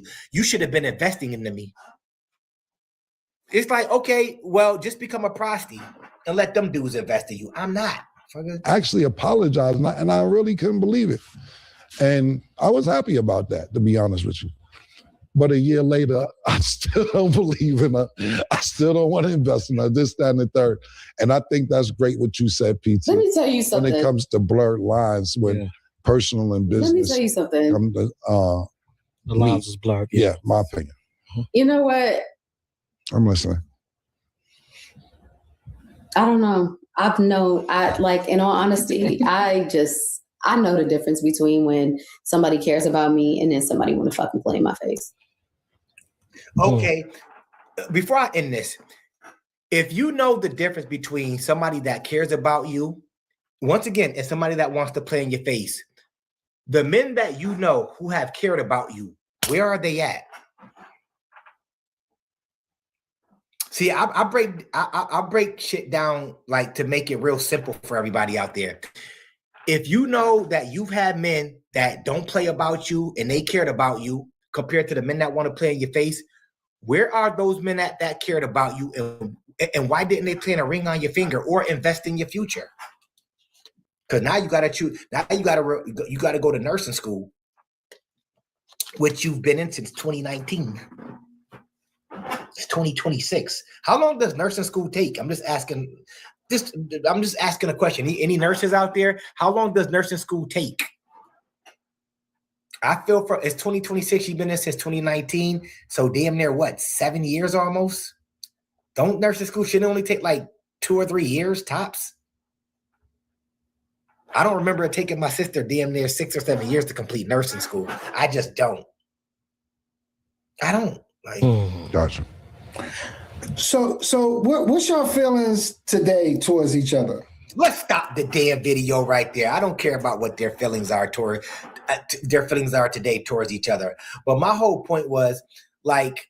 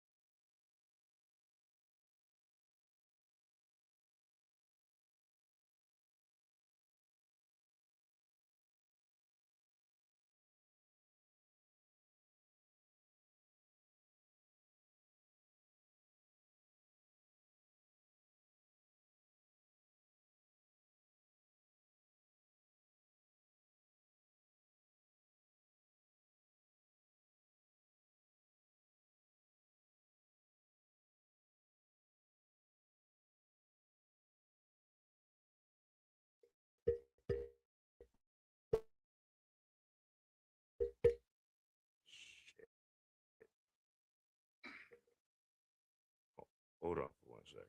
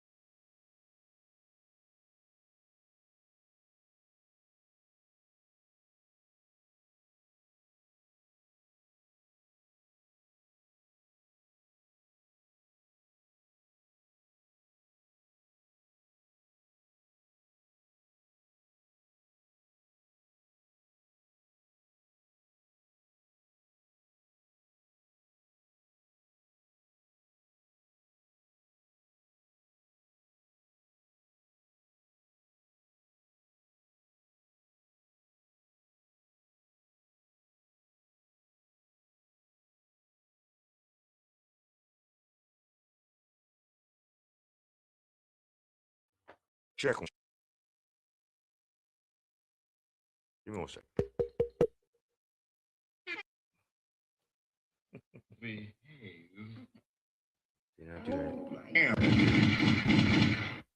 Exclusive. What the fuck? Everything's going haywire. All right, y'all hear me now. All right, I know I'm back on. All right, here we go. Anyway, shit. Can't be great out here in these fucking YouTube streets with motherfuckers doing the most. Anyway, shout out to that Shaq 2 times. Women don't want you. Anton crashes out. Now this was a video that happened right before Anton Daniels and Corey Holcombs had got together.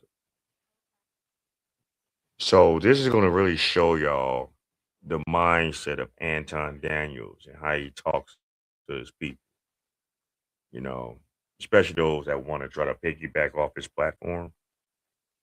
But we're going to watch this.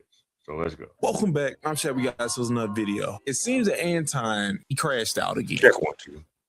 Again, he has been having a lot of crash outs. It seems like ever since people started calling Anton out, it's like he don't wear seatbelts. This guy just crash out every time you get a chance. Anton is gonna have a heated argument with Q. I'll let y'all know right now. What Anton didn't really do anything wrong, but Q didn't do anything wrong. Because what happened was Mika said something and she spoke her opinion, and then Q asked her a question on her opinion, and Anton, I don't think he was listening very well. But when y'all see what happened, all I know, when you see what happened, you're gonna see that Anton is just, I'm starting to think social media is getting to him. It might be getting to him right now. He might need to take a break. Nah, I was wrong. He's probably good. But hold up, you just in this video, need to hit the like button, hit subscribe, hit notification bell. In the comment section, give me a thumbs up or heart. Just let me know that it's real. But let's waste more time. Let's roll the clip.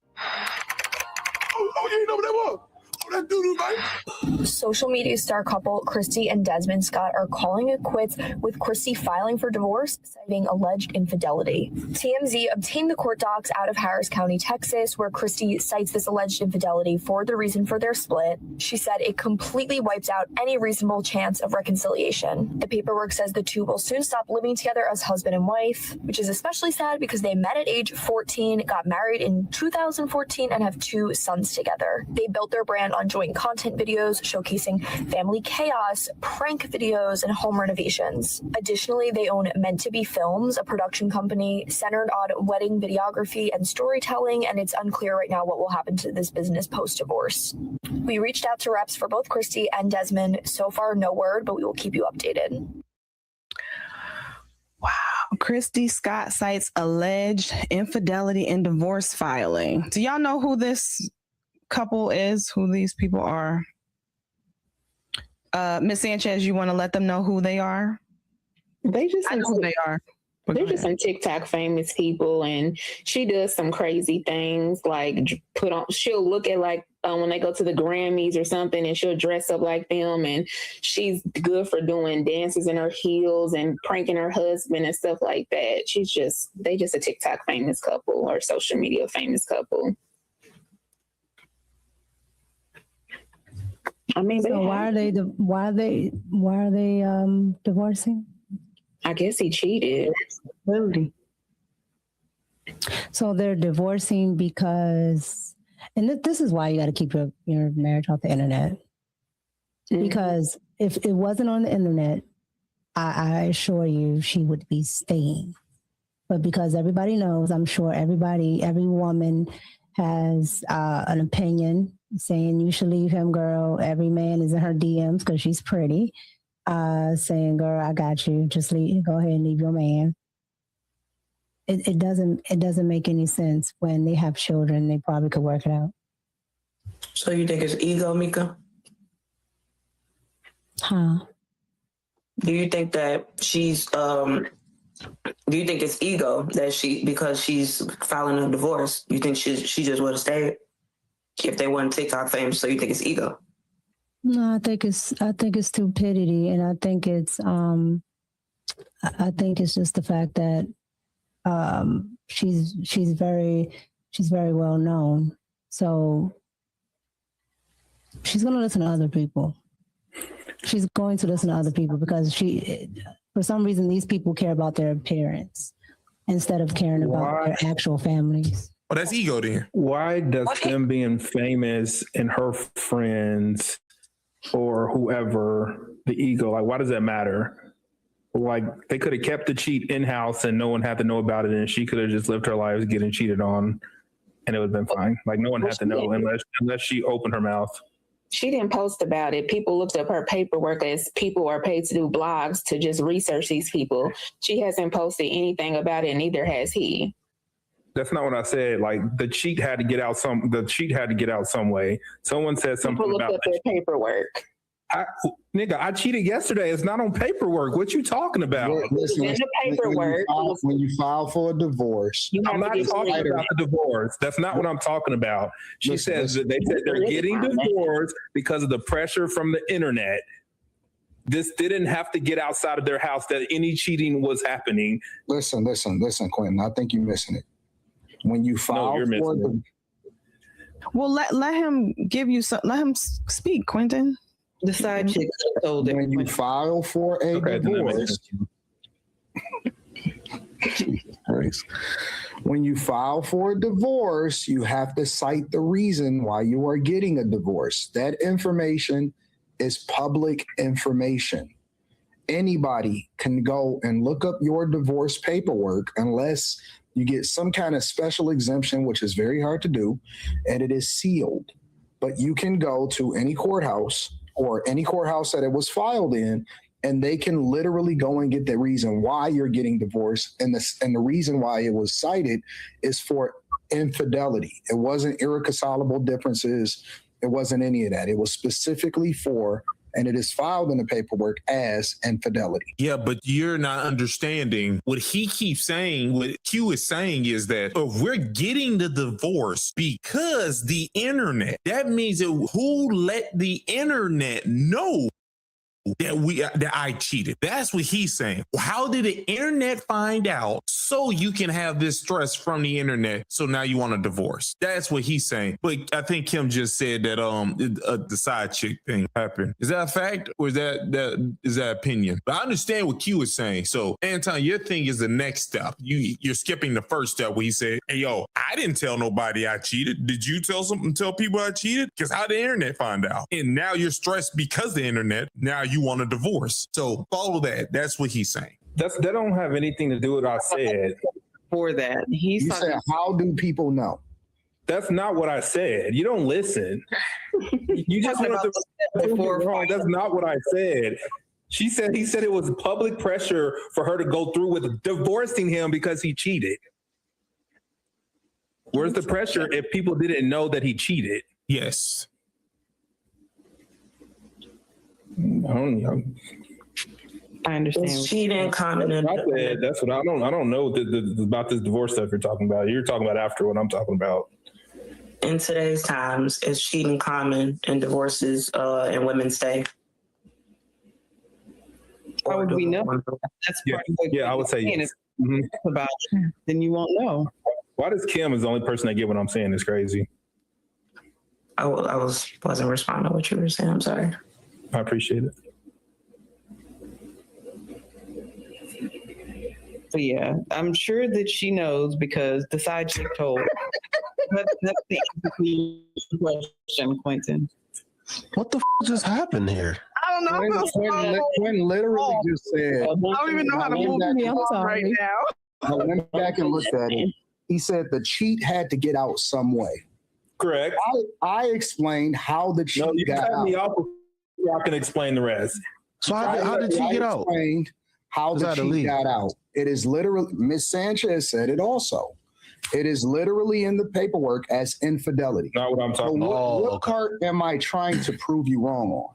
Well, you didn't let me finish before you proved your point.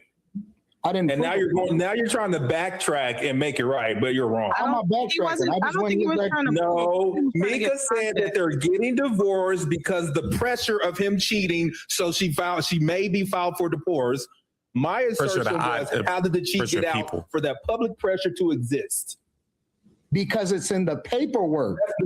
You saying prior to filing the paperwork? Yeah. Anton, you're not listening. You're not listening at all. The paperwork is the proof. So now the public knows for a fact that he cheated. He's saying the person said that they're getting a divorce because the public now knows they're cheating. And if the public, see, I even got confused by saying that. Anton.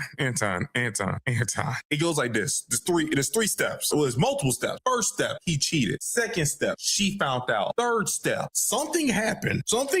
Fourth step, she's getting a divorce because of the public being upset. So we go back, the public talking about the cheating made her get the divorce. So that means before that, the public making her upset and making her get the divorce, how did the public find out? That means either she or he told them. But once again, Kim said the side chick said something, which could be true. Yeah, he said They didn't come out prior to that. It just came out. What TMZ is saying and what Mika's opinion I was purely speaking is to Mika completely different from what was filed.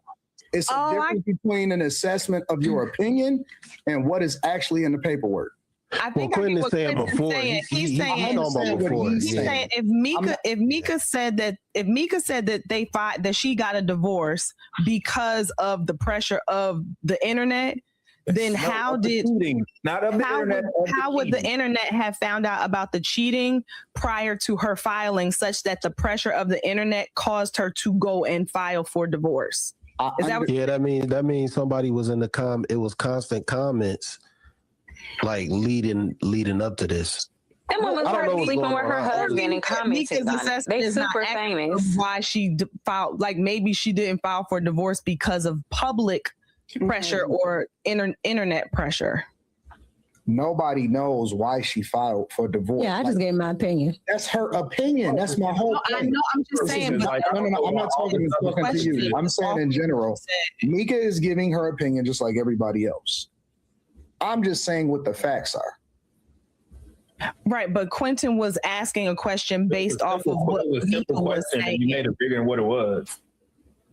It's not bigger. What are you talking about? Why are we? I asked Mika a simple all the women moving their hair all around. And I asked Mika a simple question.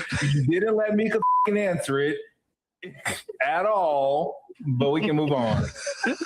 He is right. Somebody in the chat said I made something up. No, I was asked a question about a couple and their divorce. I'm answering with my opinion. You can't ask somebody a question. Well, we're waiting. No, let the nigga be sassy. No. I'm not talking about quitting. I'm just saying. I'm saying it. You have on the case, and you're being sassy because I didn't tell anyone. I didn't women. I didn't tell anyone. I didn't tell anyone they were wrong. I respected Mika's opinion, and I asked her a question. That's true. That's it. So I'm caping for women in general. All right, can y'all hear me? All right, if y'all can hear me. I don't know what you do, nigga. It's so normal. I've been just dealing with some extra shit, but you about to see.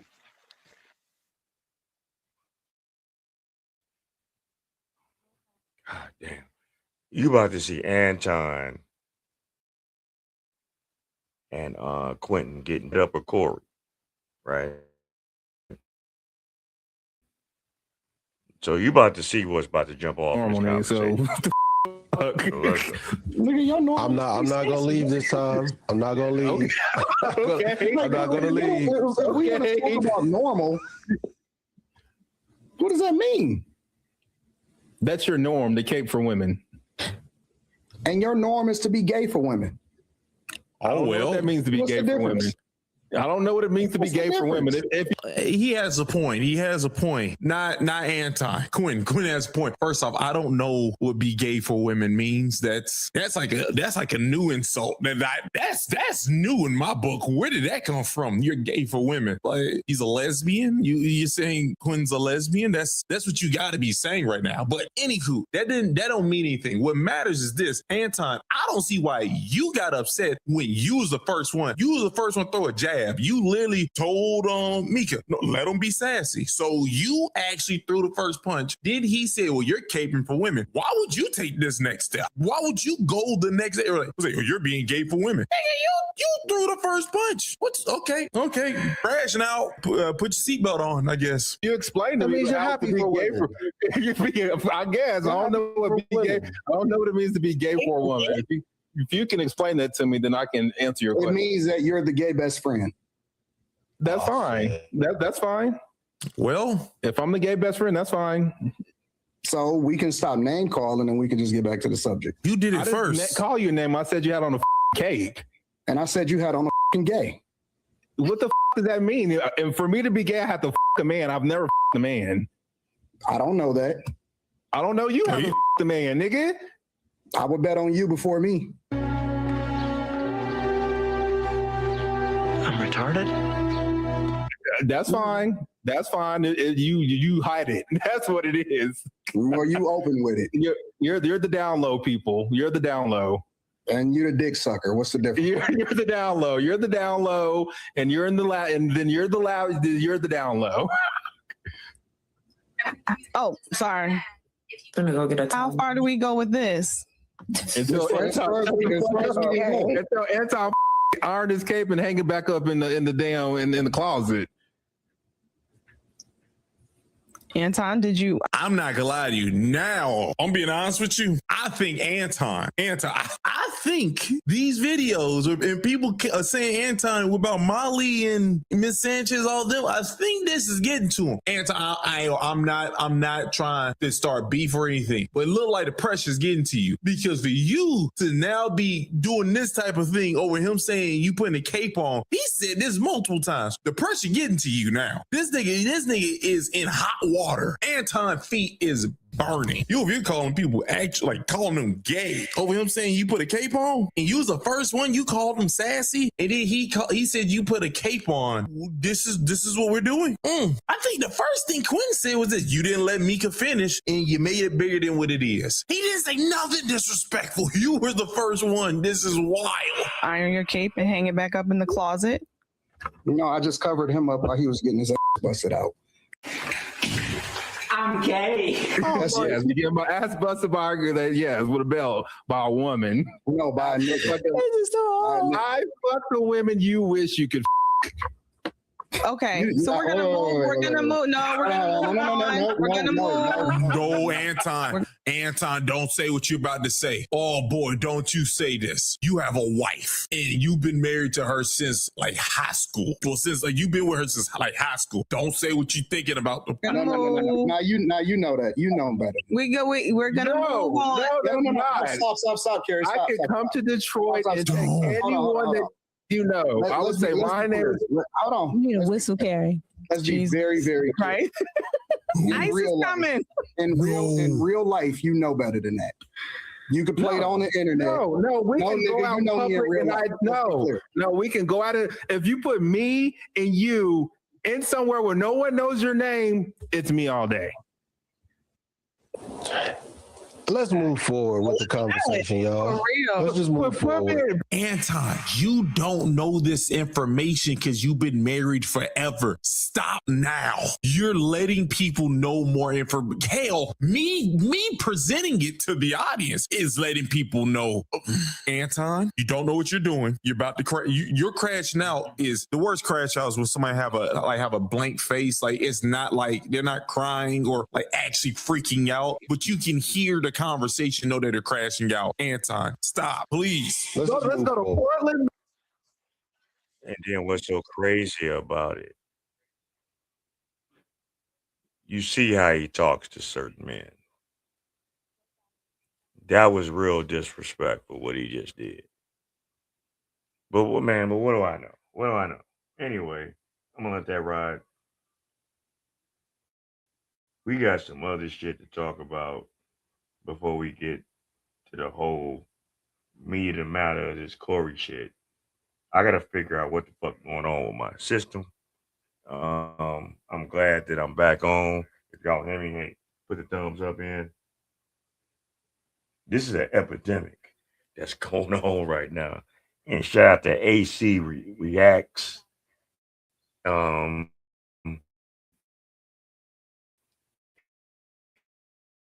He actually kind of puts out his version of have these heavy demands. Looking the way they look. And it's crazy. But, I guess everybody got they wants and they needs to do things. So let's see what this is all about. One thing these big backians tend to overlook is the actual reason why they're not getting what they want. First of all, their standards are extremely too high because of what they're giving in return. If I'm a guy that's out there and I'm making a certain amount of money, I'm doing well, I'm in a great position in life, right? Any woman that I get with, I will elevate her. So, if I'm able to elevate her and even bring up her status, why shouldn't I ask for something in return? And what I usually will want in return, if I'm a man of that stature, is a woman that looks good. That's it. A woman that looks great. She's in great, she looks good facially. She's in great shape.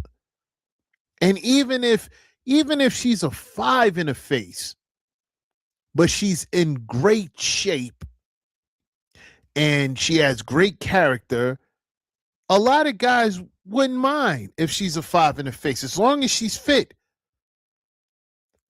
But if you are, below average physically, like extremely below average. And you are a big back and you the size of 2 to 3 people.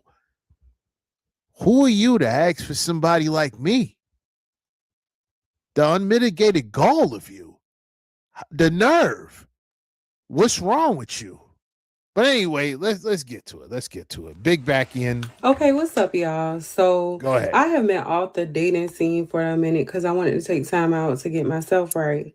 But now, What does that even mean? See, when we hear that, we generally think you getting yourself right by going to the gym.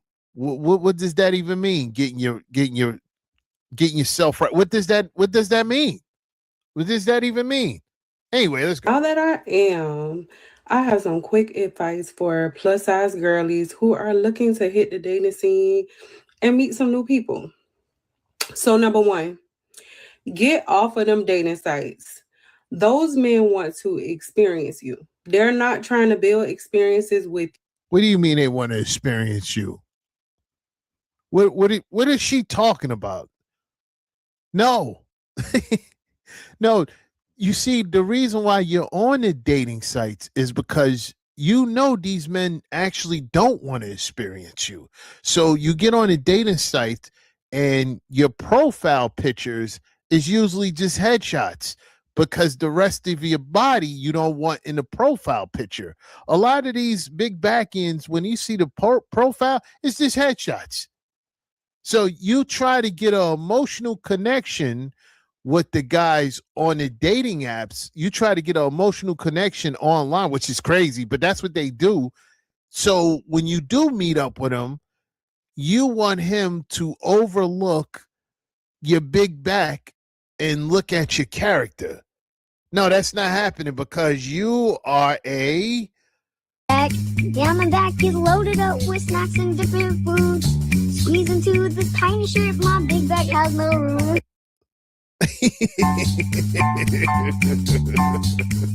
Sing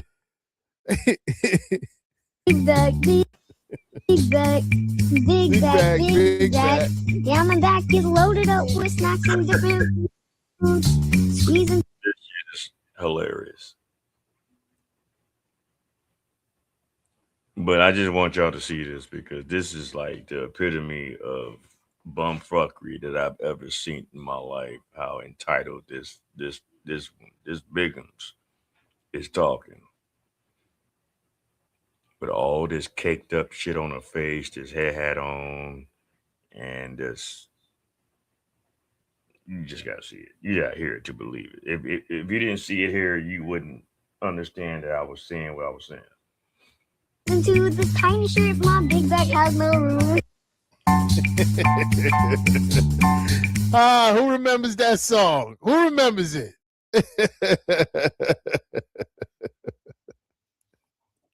Who remembers that? Let me play it. Let me play it one more time. Let me play it. Big back, big back, big back, big back. Yeah, my back is loaded up with snacks and my back is loaded up with snacks and different foods. Squeeze into this tiny shirt, my big. Squeeze into this tiny shirt, my big back has no room. Let's get back to this. Get off of the dating sites. Put on some clothes and get out of the house. How you expect to meet somebody if you don't leave the house? What, UPS, Instacart, Amazon Prime? How else you gonna meet them if you don't get out the house? Secondly, avoid men who start out and they just want to chill. Like, if you start out chilling, you'll be chilling the whole time you know them. You deserve to be shown off. Yes, the world needs to see that. No, that's not how that goes. You're going to be dating Dracula. You're going to be dating Dracula. You're only going to be seen at night, late at night. You're only going to be outside at night. Unfortunately, ladies that are built like this woman, they're not going to parade you around the city like that. I understand that, you know, some Pookies and Rays, they didn't set up there and pump y'all heads up because with your all that caked up makeup, you look a certain kind of way, at least in the face. But they looking at everything else. This woman didn't try to stand up to show who she really was at all in this video. You can look and tell that she's extremely overweight. But she's one of those ones that probably heard, you know, you real pretty to be a big girl. You know, you real pretty to be, you know, heavy like that. Some nigga that didn't have no other options and hit her up like at 12:30 in the morning and was like, what you doing? Nothing?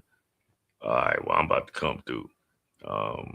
You smoke, you drink, what you drink on? Well, I drink it. All right. You smoking it? All right, I got that. You gonna fix something to eat? Well, I ain't really a cooker, but damn, you don't cook? Well, fuck. You got some sandwich meat? I'll fucking make my own sandwich. I mean, goddamn. Crazy. But anyway, let's go.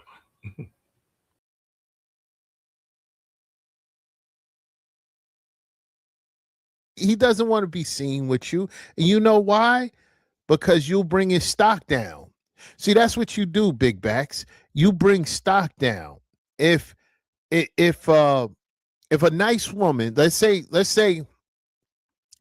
one of y'all out here is doing the unthinkable and you're dating a big back, or not even dating, seeing a big back, right? And let's say you got your eyes on this woman that you really into. You're just taking this big back on the tizzy tour. You're not into her like that, but you thirsty, you're thirsty. You on a gate with it, right? So, you thirsty and big backs are over here. They just happy to have anybody take them on the tizzy tour because, I mean, look at them. But when you go for the woman that you want and she catches you with a big back, oh, it's a wrap. Oh, it's a wrap. It's a wrap. Don't even talk to her anymore because she's going to think that you are stepping out of you're out of your league with her. She's going to look at it and be offended like, wait a minute, so you would a big back in and you think that you got a chance with her. That's how she's going to look at it. She's going to think, you're stepping out of your league. And what that does is bring your stock down. That's what they do. Big back ends bring your stock down. If you out there with a big back, she will bring your stock down. And don't forget your homies are going to clown you. They're going to be like, yo, you dating a king. You dating a California king, man. Back as wide as a California king. His big body Benz. Make him take you out the Ain't house. no big body Benz, man. Ain't no big body Benz. You are Astrovan. Sis. Another one. When a guy asks for a selfie, stop sending pictures from the face up, the neck up. Well, exactly. I didn't see this. I don't. All right, well, if that's the case, show your true self. Show your true self in all of his essence, in all of his heavenly glory, since you are so confident about what you got going on. If you are all that right now, show yourself. Show yourself. I bet you won't do it. I bet you won't do it. But anyway, let's go. No, this one of them ones that somebody, a few people, and like hyped her head up because I guess she looks okay in the face to everybody else out there. But we already know what this is all about. But anyway, let's go. See, this is what they do. This is what they do. You don't want to show the other 316 pounds of you. him your whole body. Stop turning to the side, posting up against the wall to hide your stomach.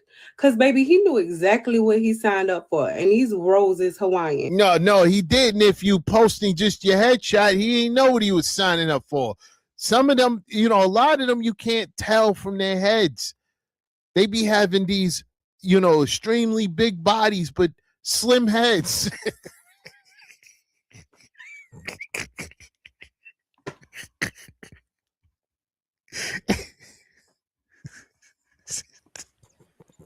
Or they always taking pictures, or they always taking pictures lying down with just a headshot. You done seen it. We all done seen them. There is a serious problem with obesity in our community, man. And we got to get better with that shit. Like, for real. We got to get better with the obesity level that go on in the black community. The foods that we eat, the lack of exercise, the lack of being active, just sitting on your ass all day, every day for weeks and months and years on end. It does catch up with you. But anyway, let's go. They have regular people heads. Sometimes it's hard to tell.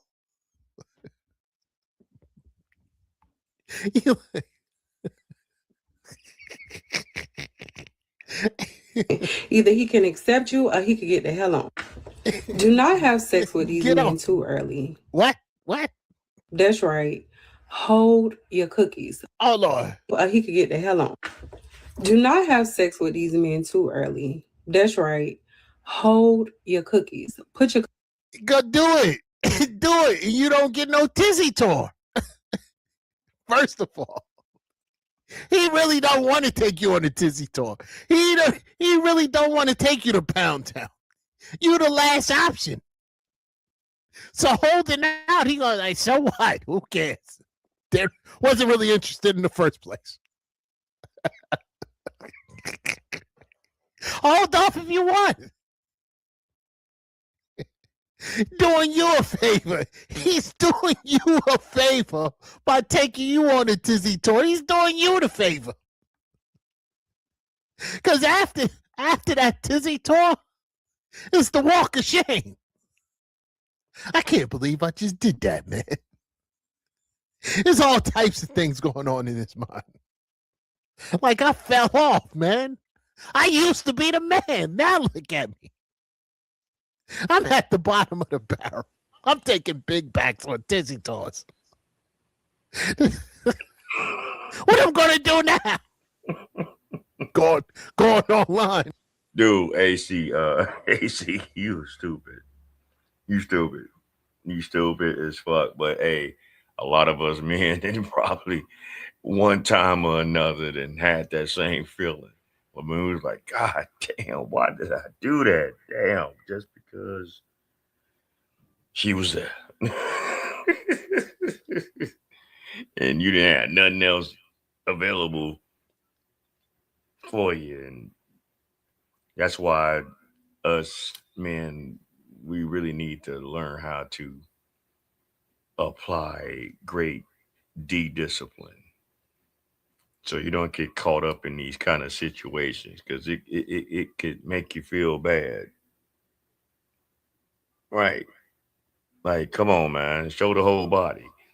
You talking all this fucking cash shit and you ain't showing your whole body. But we can tell just looking at your upper body and your face and your neck and that you covering up. And all right, let's go. I'm looking for the nearest therapist. Cookies up. Because everybody knows that big girls got the best. Y'all know what I'm talking about. What? The best. And guess what? If you start with that, that's all he'll ever want from you. What it is that big girls, some of them know how to cook real good, and they will gobble up a man like the Last Supper. That's what. And if it's 2, 3 o'clock in the morning and you didn't have no other options, you just like, all right, fuck it. I ain't about to take her out. Damn, you don't never take me nowhere. Man, I be busy. Man, but you be saying you be off on Wednesdays, Tuesdays, and Thursdays. Yeah, I know, but I be resting. Be tired. You make up any kind of excuse not to take them out in the middle of the day or the afternoon or even an early evening. Y'all make any kind of excuse not to take these kind of women out. And they want to talk all this shit, but trust me, after midnight, when they ain't got nothing else going on, and you got their number, and you call them, oh, they'll be ready. But we got to stop doing that, gentlemen. Stop doing that shit. If he cannot value you with your clothes on, he definitely don't deserve you with them off. You don't value yourself with your clothes on. Y'all out here wearing 2 pieces. Looking crazy.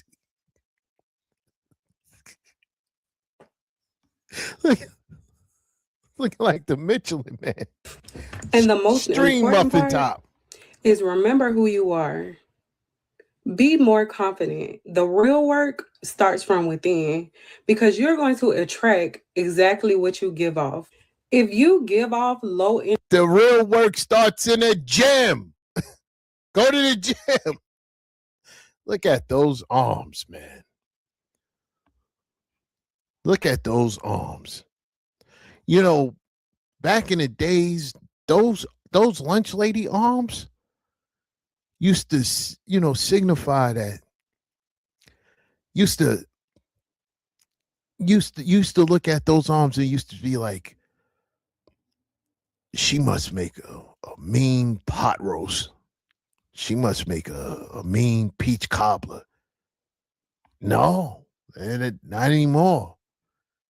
She makes a mean Mickey D's order. That's it. They just go out to eat. Those lunch lady arms mean nothing now. At least back in the days, dudes used to be like, yeah, she's washed and, not really into her like that. But I can get a meal out of her. Not anymore. energy, low self-esteem, then these men are going to give you low energy. So make sure when you step outside, you hold your head up high. Take that goddamn bonnet off because it is not a hat.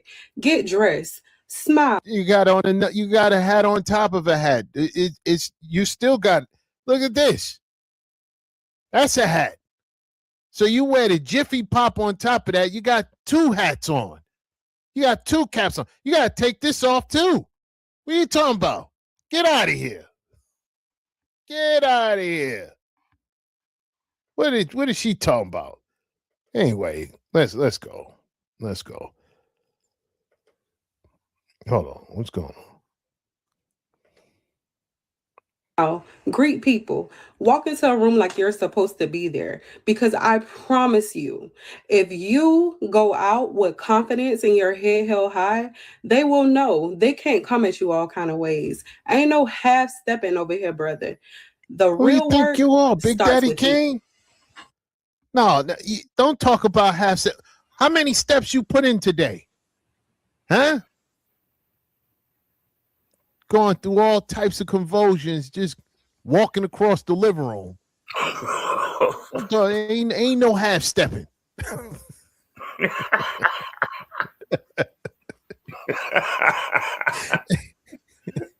Nigga, you stupid. Nah, seriously though, right?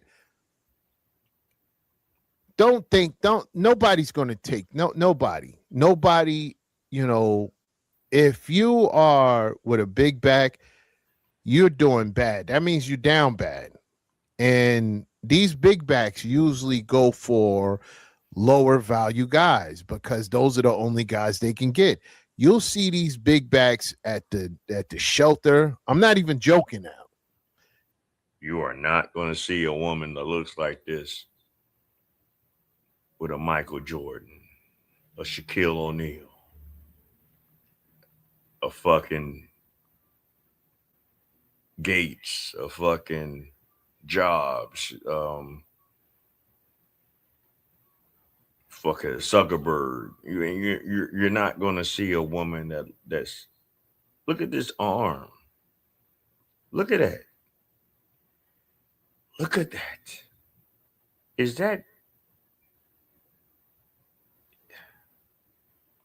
what the fuck are we doing, man? Like seriously. What the hell are we doing? Like seriously. This is all the way fucked up, man. This is all the way fucked up, man. Hey, Big Mike, don't worry about being late. Hey, you know how it is. You always catch it on the replay game. Hit the like button on the way in and like, share. And if you are new, please subscribe. You know, like I say, it's 2026. Man, we gotta do better than this. This and then for women to actually have their mediated gall to have this veracity looking like this. Fuck the makeup, fuck that hair hat, fuck all that shit. Take all that shit off and talk to us in your natural state. With all this veracity. This shit crazy. These big backs will be at the shelter looking for guys. They'll be at the shelter looking for guys. They definitely looking in prison, but they'll look for these guys at the shelter, and they look for the the pookies, so they can give them the power up kit. The pookie power up kit. The pookie power up kit is fish, not fish, not fish, chicken wings and fried rice, right? It's chicken wings and fried rice, a black and mild, Charleston Chew, maybe a jawbreaker, and it's also some loud, right? What else? I did say black and mild, right? Yeah, I said black and mild. Oh, and the Parmesan. So it's the chicken wings, fried rice, black and mild, Parmesan, and a Charleston Chew, and some loud. That's the Pookie Power Up kit. So she'll watch him eat in a corner, right? She'll watch him eat in a corner. She'll watch him smoke afterwards. First, he'll eat the chicken wings and fried rice, right? And then after that, he'll smoke the black and mild, right? And then after the black and mild, he'll light up the loud, right? And then he'll pour himself a cup or just drink straight out the bottle. Just drink straight out the bottle, sip some Parmesan. And she's watching this because she knows the process. And then she'll go in the room, get undressed, and wait for him to come in there and go to town. That's the Pookie, because she watching him power up. See, as he eat and smoke and drink, the Pookie is powering up, right? He's powering up. So basically, the Pookie is doing all this to make him forget about how low he didn't put himself in for the sake of being with a woman. You're not respecting the process. You're not getting with the right program. You just drinking and eating and smoking and getting yourself numb to the fact that you were about to just totally disrespect yourself, dealing with a person that you're not about to take seriously. And brothers, we need to stop doing this shit, because so many of us have done this in our time once or twice, or maybe 3 times in our lifetime. I'm sure a lot of us have gotten it or put ourselves in situations where we was actually with someone that wasn't quite to what we really wanted, but because they gave you the attention that you was looking for, you said, fuck it. And it's not a good move. It's not a good look. It's not because it's women like them that done had that happen more than 5 times. I'm trust me. As big as this girl's arms and shoulders and neck and strong her face is, I'm sure at least 5 or 6 times she didn't got it from a man that probably didn't really want her, but it had no other option at those in particular times. And she was ready and available. And he was like, fuck it. And yeah, there you go. And that's why she acts and talks the way she's talking right now. So he can take her on a tizzy tour because he has no energy. He hasn't eaten all day. He hasn't smoked all day, didn't drink all day. So everything is low. Once he starts drinking, smoking, he has enough energy to take that big back on a tizzy tour. So that's what they be looking for at the shelters, at the shizzy. At the shizzy, they look for the homeless men and the pookies. Now, just because you're homeless doesn't mean you're a pookie. So I make a clear distinction. They look for the homeless men and they look for the pookies, right? And those dudes that low value dudes are dudes that have no ambition, right? Dudes that don't care about hard work, right? That don't care about hard work, right? Those are the type of guys that expect handouts, right? Living off of women, right? Living off of their baby mothers and stuff like that, right? These are low value guys, aka pookies, right? And a lot of these dudes, right, don't have really no type of ambition in life. They don't care about, they just looking to get past the day, right? They're not trying to work hard towards anything. They don't save anything. So they generally don't have anything, right? And these big backs know it. So they go search for these guys because these are the guys that they can easily manipulate. That's number one. And these are the guys that they can afford. They can't afford nobody else because they're broke too. Big backs are broke too. So they really can't afford. If they wanted to pay for a guy, they would, but they can't afford to pay for a guy of a higher caliber, even if he was for sale. They can't afford him. So they have to pay for the pookies with the Pookie Power-Up kit that probably come up to $30. And that's what you are. Like, wow, look at the size of that arm, man. Look at the size of that arm. Imagine getting clotheslined by that. Look at this. Stupid. He's stupid. He's stupid by that. But anywho, shout out to AC Reacts. He crazy. He one of them New York niggas. But all right, we about to wrap it up with this other one. Shout out to O'Shea Duke Jackson for putting this out here like this.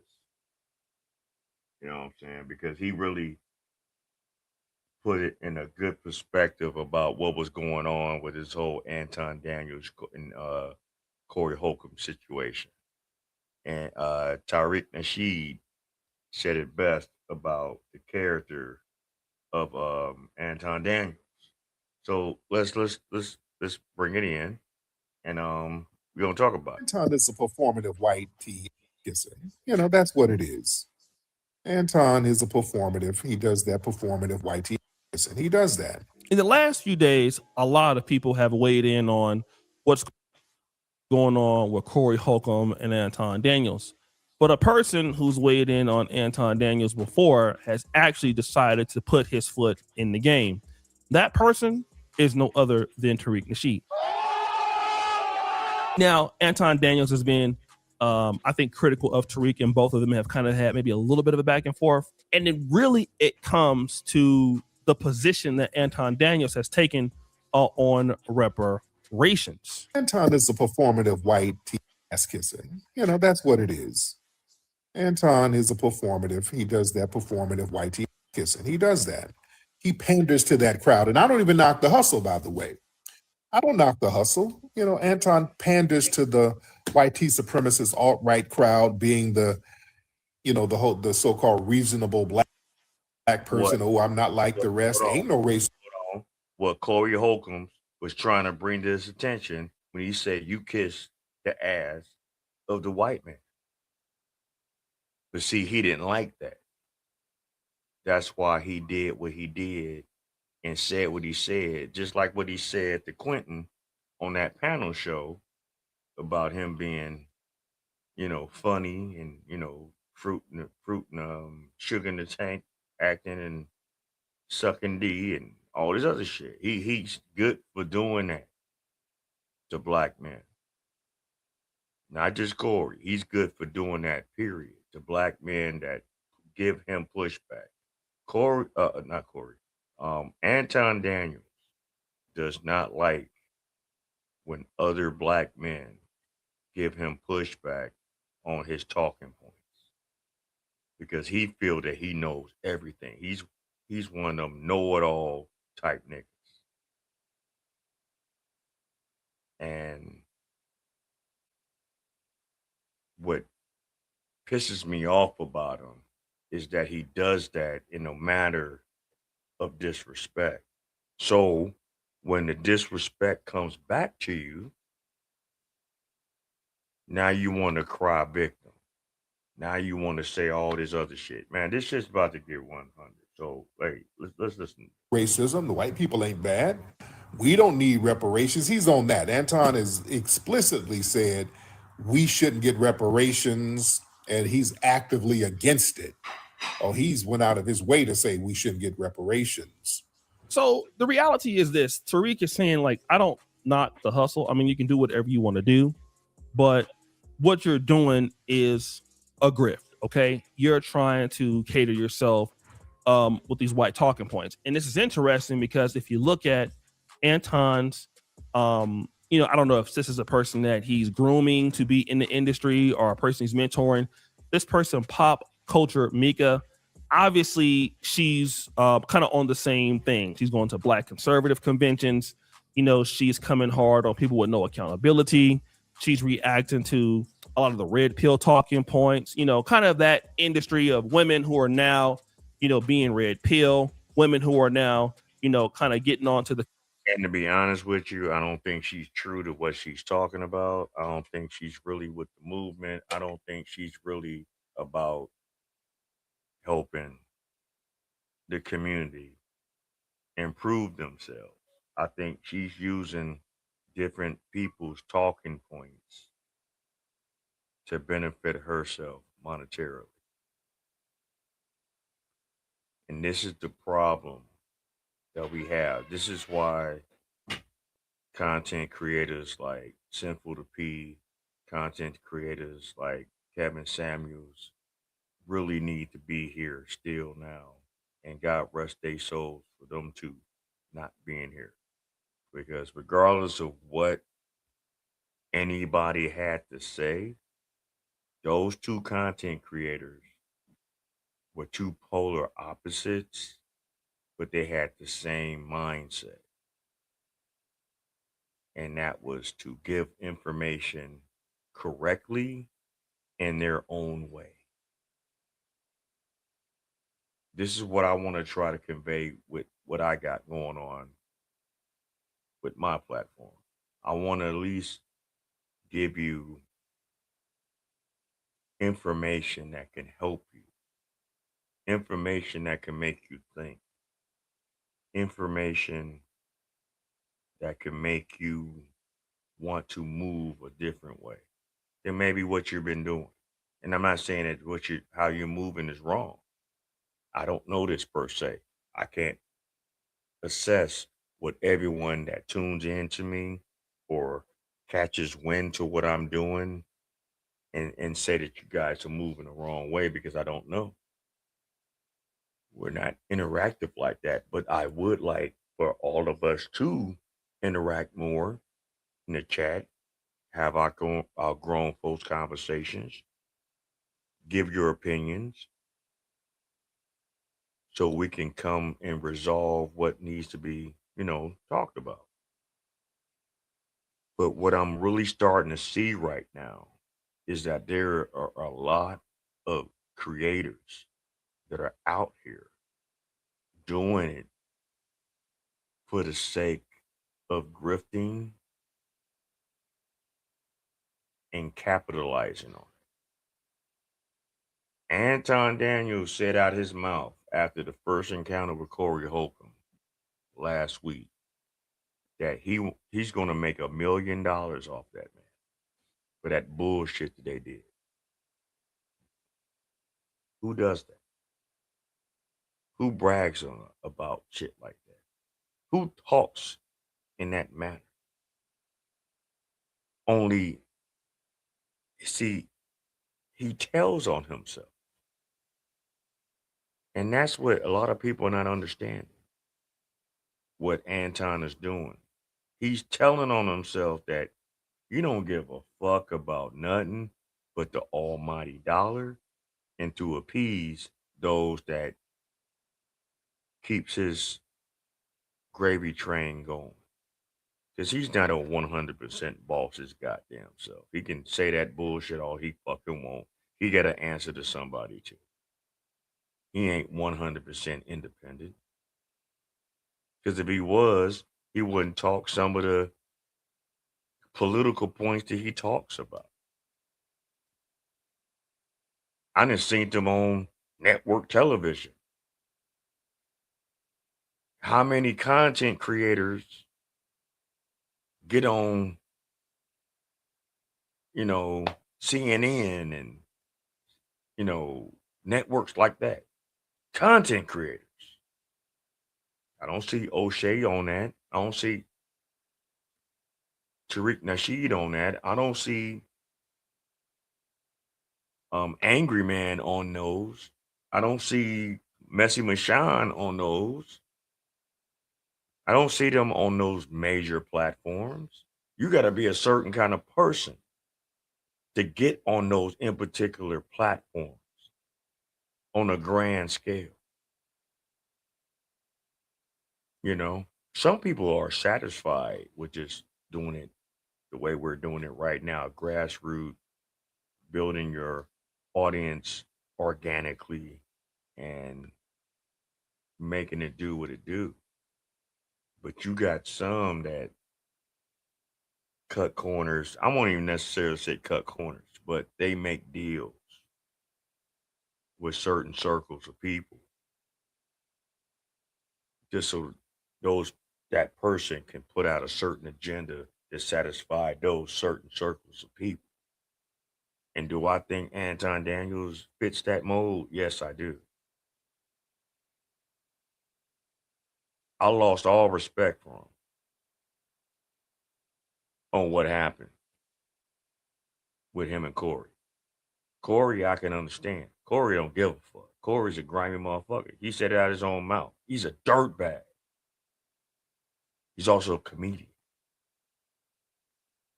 He's also a ghetto comedian that came up from Chicago. And I'm not trying to justify Chicago as being all ghetto and this, that, and the third, because I'm from Chicago. And I don't have to talk like that. I don't have to move like that. I don't have to be like that.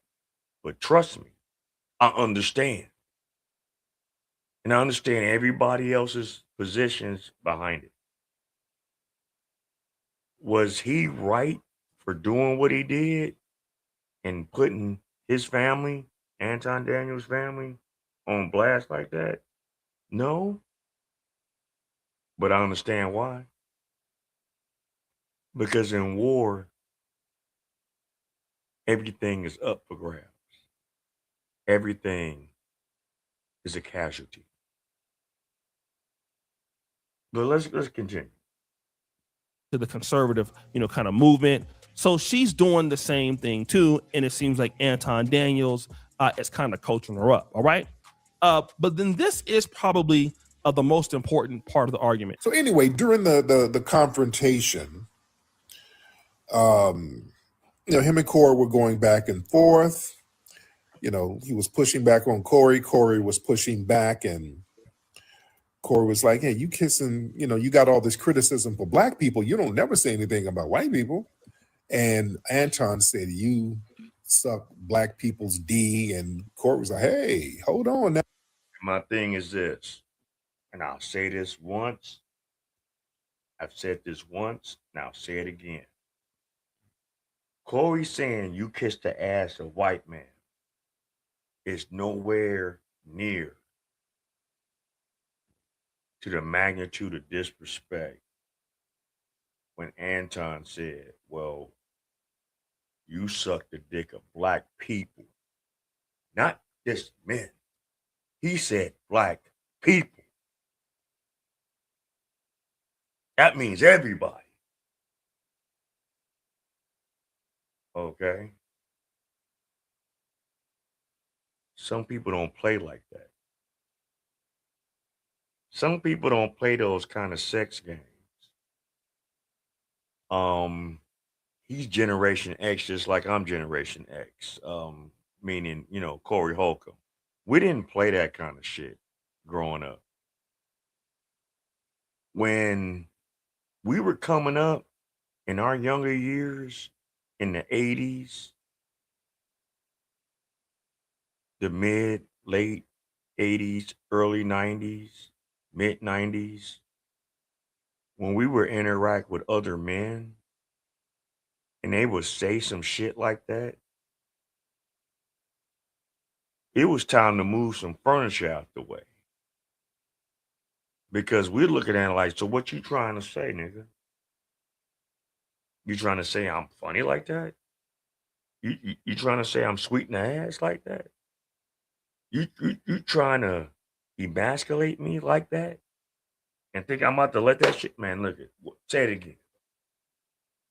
I get where Corey was at with it on that instance. I know a lot of people don't understand that veracity and that mindset and that tonality. I understand.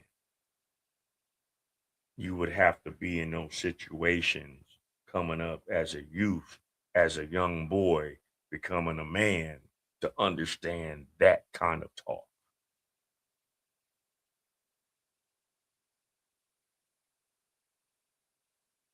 Any man that says that shit, fuck what these two did.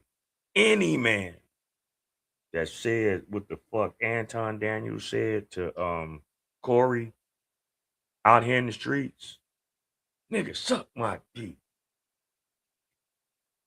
Nigga, you suck dick, don't you? What? What you just say?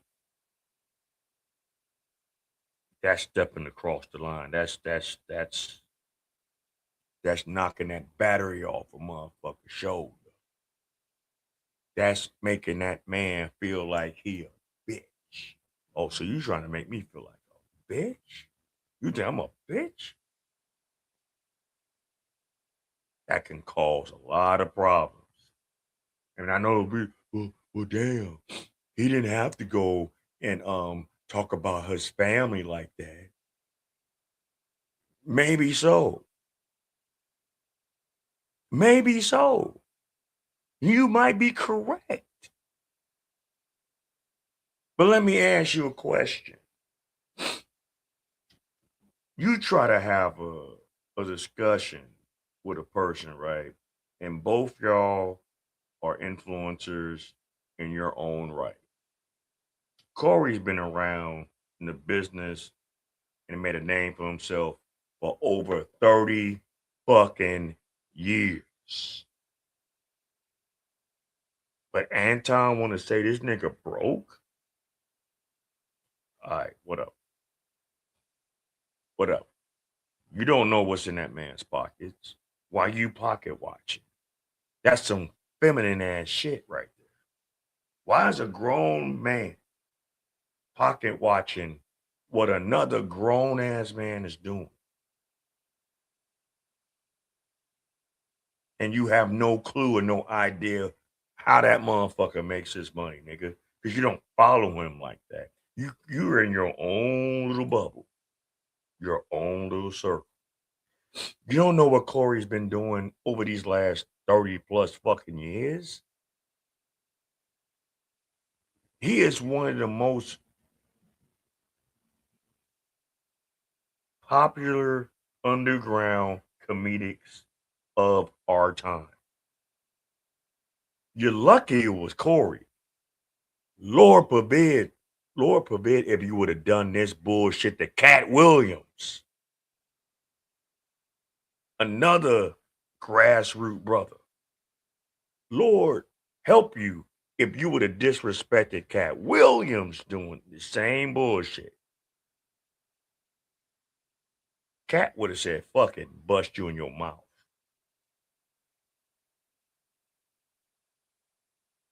See, it's people like Anton that knows who to push and who not to push. He knows. He knew Corey wasn't about to do that. Corey done had this show on YouTube for 17 years. You think he about to fuck it up because of this new nigga? Because that's in his eyes, he a new nigga. I'm that nigga. I've been here 17 plus years. Nigga, what you been around what? Maybe 10 at the most? At least over the last 5 years you became relevant. It was said that back in the day you was a scammer. So I understand where you got some of your money from. But nigga, this man been in the game 30 plus years. He didn't had a YouTube content creating platform for 17 going on 18 years. You can't compare. But you want to call him broke. The nerve of you. The nerve. Anyway, let's go. Well, now, hold on. Hey, wait a minute now. You talking like that? So let me kind of add more context to this, because really what happened here was that Corey Holcomb said, you kiss or you lick white people's asses all the time. And instead of Anton saying, well, you kiss black people's asses all the time, Anton decided to say, you suck the D. So I just wanted to give some more clarity to what actually was said. But this is important. You talking like that, you know, we might have to go somewhere with this thing. So Darlene was there. That's my homegirl. Darlene was there. So he's like, Corey's like, Darlene, move out the way. So we sat right in front of Anton. It was like, hey, man, say all that sucking D stuff again. Say that again, man. It's going to be up. And, you know, Anton was like, yeah, Corey, you ain't going to do nothing. And I'm saying this to your face. And then No. Anton, later on in the broadcast, Anton was like, yeah, we can go outside. No. And Corey's like, no, we're going to unfortunately sit here and, you know, Corey, chop it up or whatever. And unfortunately, well, damn, my shit tweaked. Unfortunately, Corey was all about that. Will Corey have taken a 30-day suspension, cracking him in his face right then and there? If he would have said it one more time, he probably would have. You probably wouldn't see the 5150 show until like the second week of February. If that would have happened. If Anton would have really been about that life and stood on what the fuck he said. You know, all that bullshit that he was doing. He went on a whole thought tour after that night, going to all these different podcasts, talking about how, you know, he'll whoop Corey's ass. But why didn't you do it that night?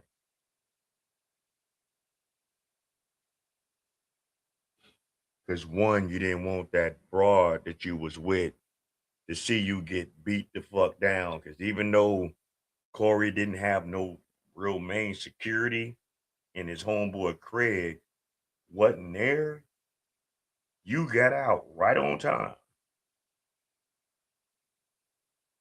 Because if the shit would have jumped off,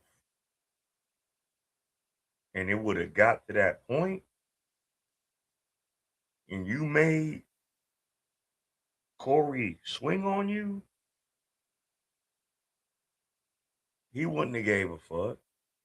It ain't that he ain't got the money to fucking fight it in court. So while you claiming that you so rich and you this and you that, all this other shit, yeah, Corey got money too. And this is the fuckery about this whole scenario right here.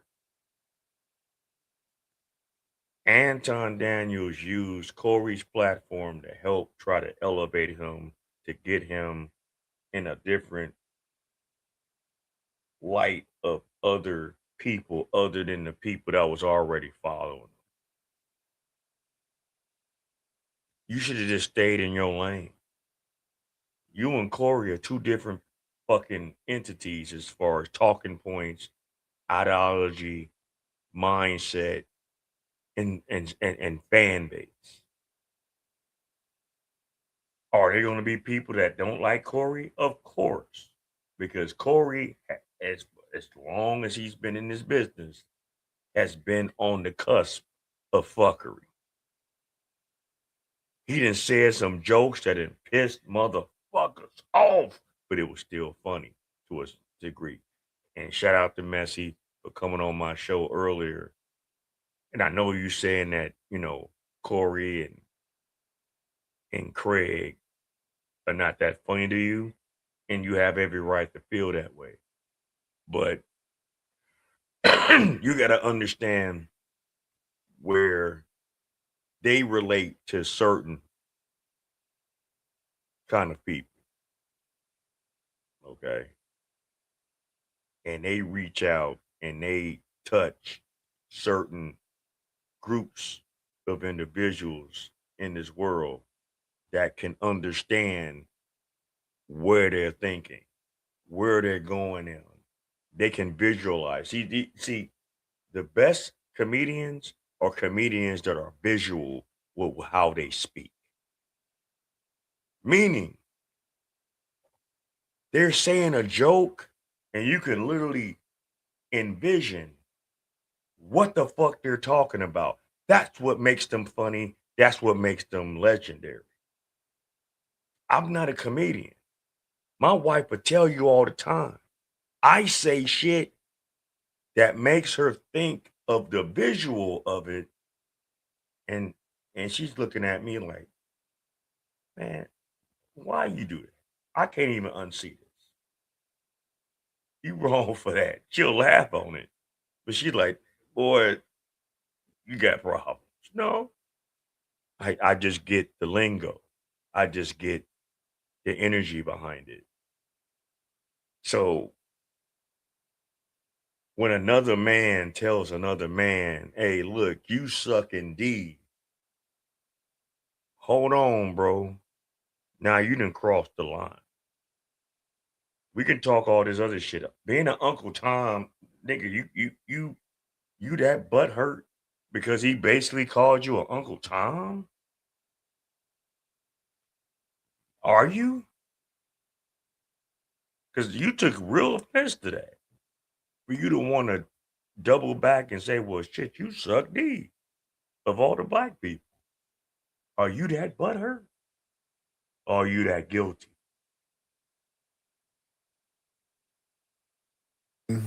He never said it again. He never said it again. When Corey was in his face, he didn't say it again. Now, So at the point that Corey Holcomb switches positions, he's saying like, look, Corey said, why don't you say it again? Say I suck the D of white folks again. And Anton said, let's go outside. Tariq is saying, hey, well, Anton never said that again, right? He never said that again. And then he says this. some people are like, well, Corey backed down because Anton got up and said, hey, we can go. No, Corey understands the business. Corey understands that he didn't have this fucking channel for 17 going on 18 years. Why the fuck am I going to fuck it up over this peon in his eyes? See, Anton might think he got more money than him, more status than him, more collateral than Corey, but Corey's is a self-made man, meaning he don't answer to no one. Like Cat Williams, he doesn't answer or take orders or move for no one but himself. The deals that Corey Holcomb got going on in his life right now, he's the sole controller. Him and his team, not him, his team, and a fucking company. It's a difference. It's a difference. All money ain't good money. All money is not good money. And I understand that a lot of us got to work a certain job. We got to work for certain companies to earn our living and earn our checks and this, that, and the other. But you know what real freedom is? Not having to get up for no one but yourself. That's freedom. That's true freedom. I ain't got to get up if I don't want to get up today. I ain't got to do this because they said I need to do this. I'm going to do this, that, and the third, and I'm going to still make my money. I'm not going to take that deal if I don't think that's a good deal. I'm not about to go to that state if I don't think that's going to make me any money. There's certain people that control their own destinies 100%. Anton is not that person. You can talk that bullshit all you want.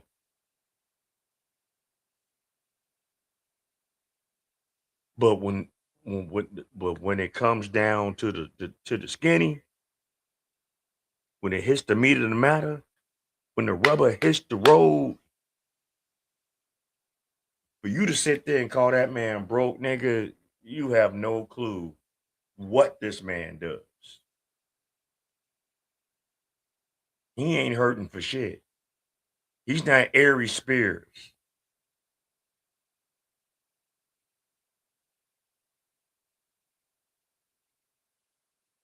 Need I say more?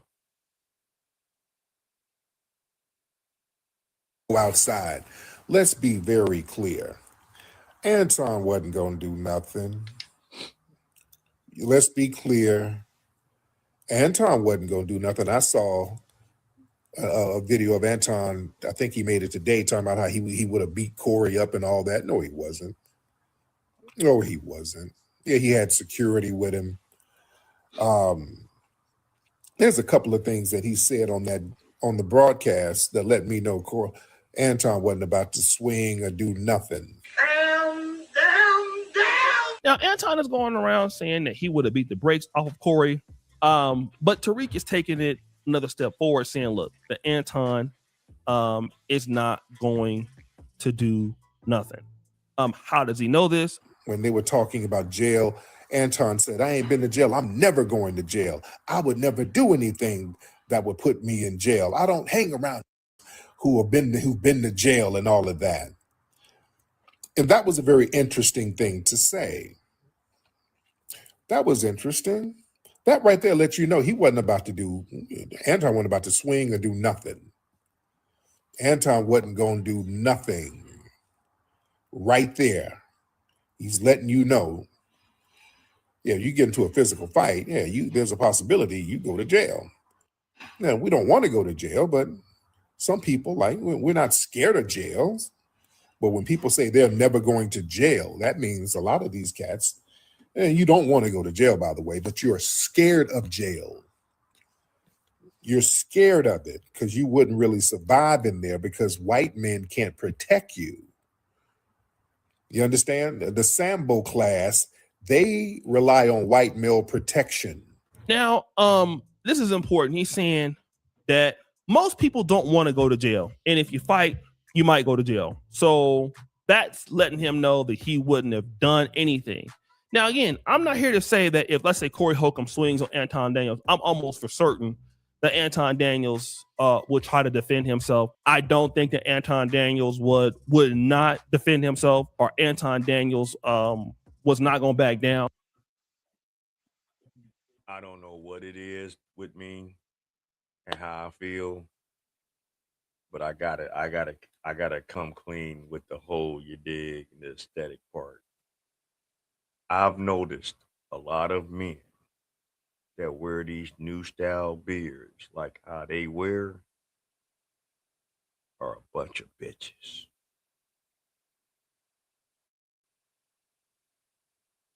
I don't know why I feel that way. I might be wrong. I might not know what I'm talking about.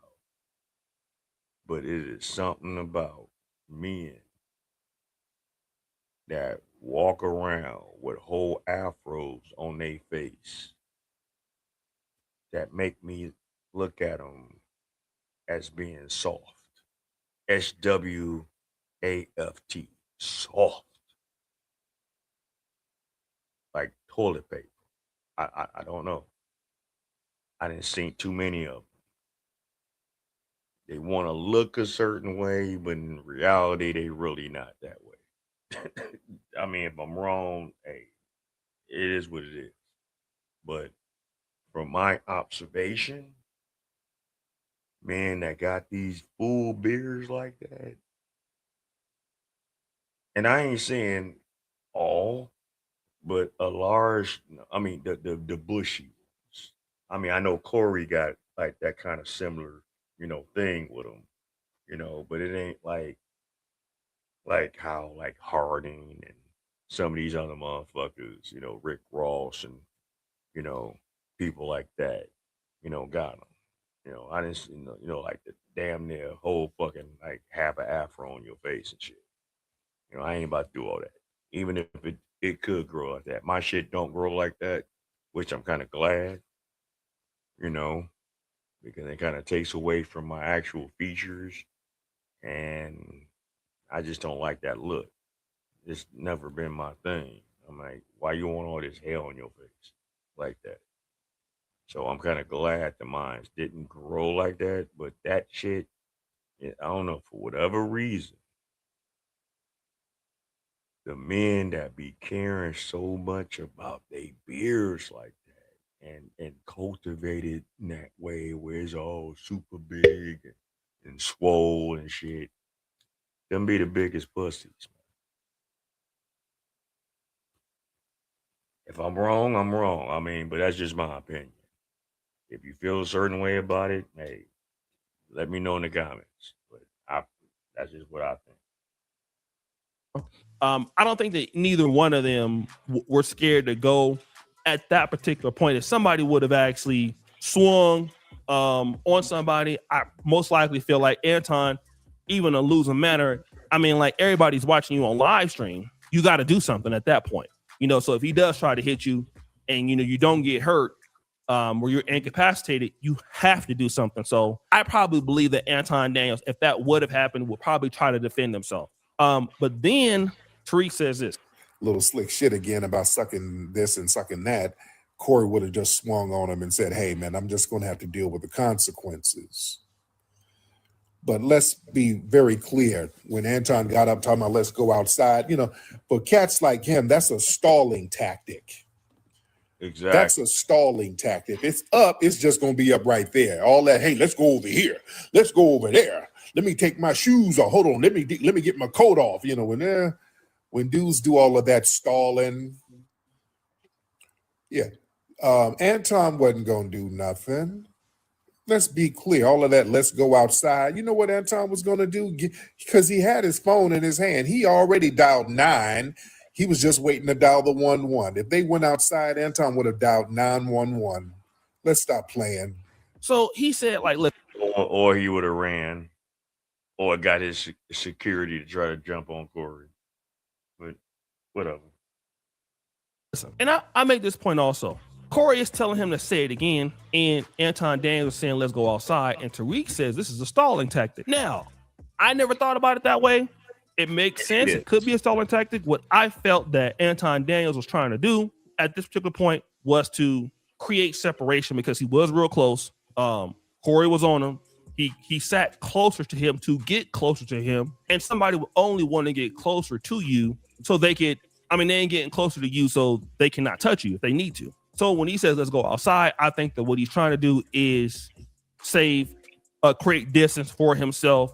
It's kind of remove himself from harm's way. Now Tariq says it is a stalling tactic, and it could very well be a stalling tactic, right? But for those people who are saying that like Corey Holcomb is scary, he's a punk, he wouldn't fight. Let me tell you something, man. And this is what I've kind of found out researching comics. Comics fight, bro. Like, I don't know why y'all think that comedians don't fight. I heard about Scruncho fighting people. Like, they say his hands is like one balled up fist is like a damn basketball. They say he like knocked dudes out. Like comedians fight each other all the time. They fight fans, like black comedians, and like dealing in the black comic world where it's a lot of dudes out there who are comics who are not known. They funny, but they got hands. It's just like if you play sports, if you play football, you play basketball. Those things, a lot of altercations happen. People fight. It's drinks involved in that. It's money involved in that. It's comedy managers involved in that. Strippers fight. I mean, people who are in these industries fight. Like comics fight. Same thing with actors, rappers. I mean, these guys will fight. I heard some stories about Genuine. I'll tell you the other person, Tyrone Hunter. I mean, he played Kane in Menace Society.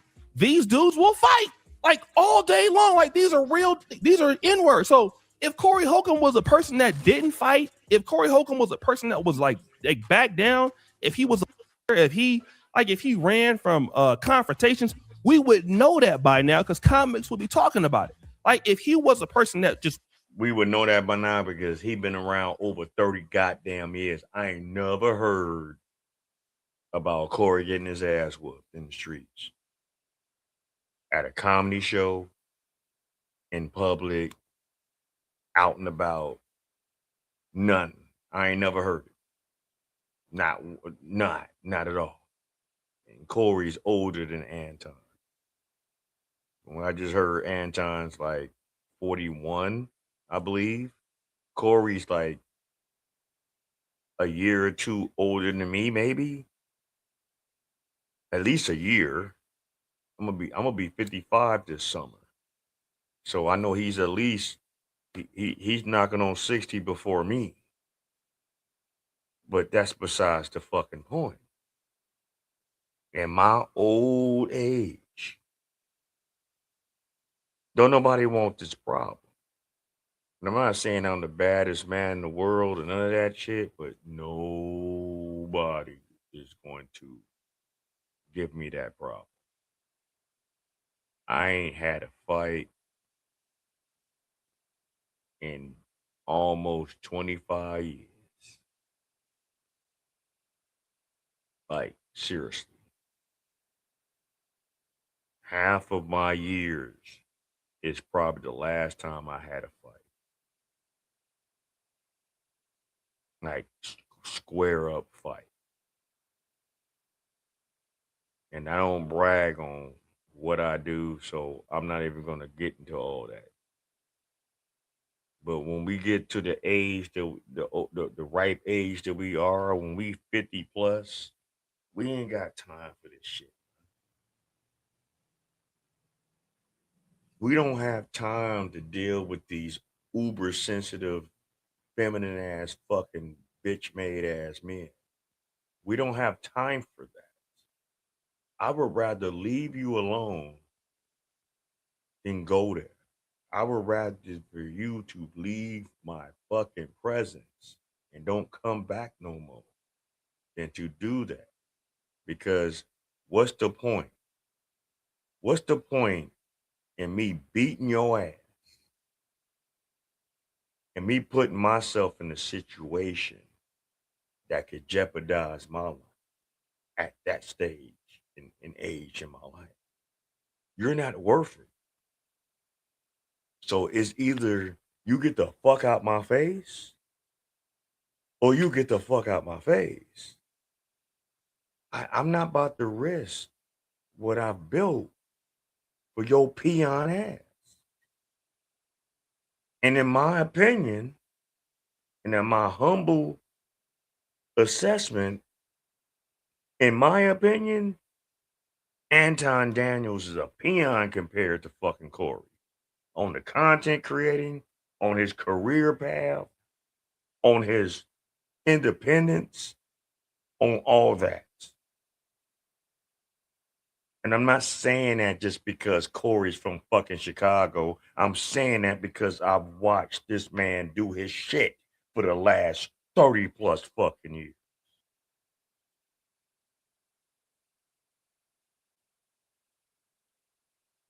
How many motherfuckers can do that?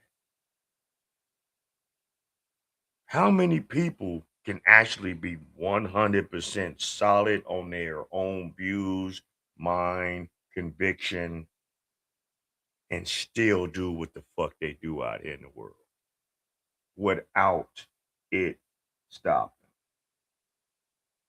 How many? How many can do that? How many of y'all can say y'all have done that? How many of y'all even got that fucking energy in you to do it?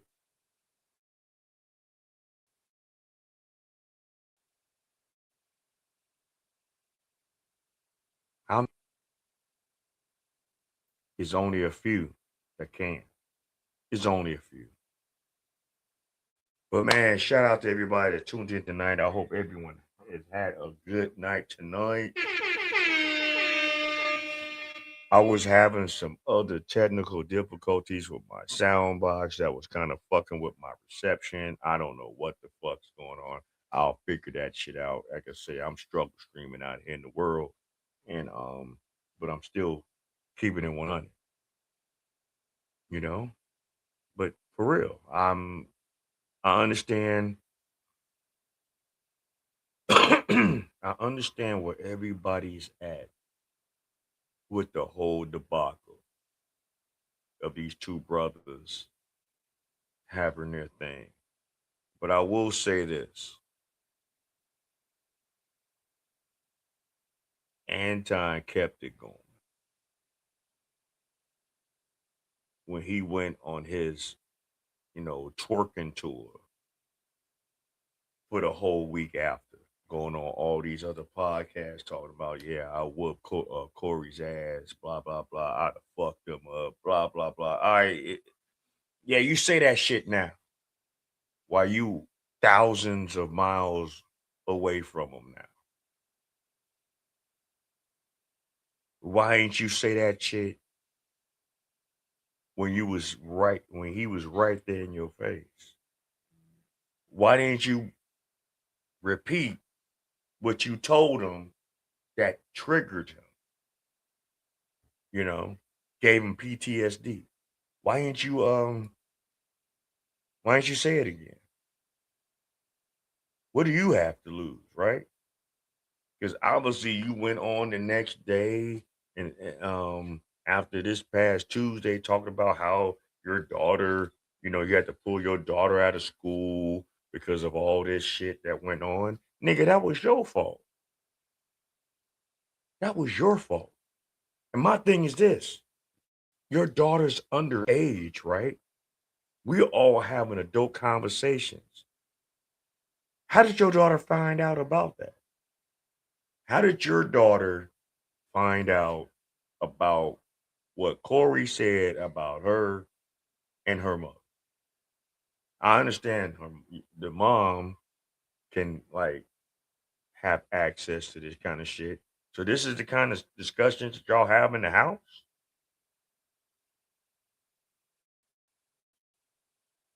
You claim so hard that you want to protect and shield your daughter, your only daughter, as you say, which is some fuck shit. Because Kevin Samuels said it as well. It's really selfish for parents to have only one child because that child has to grow up by themselves, don't know how to interact unless they're interacting with people on the outside.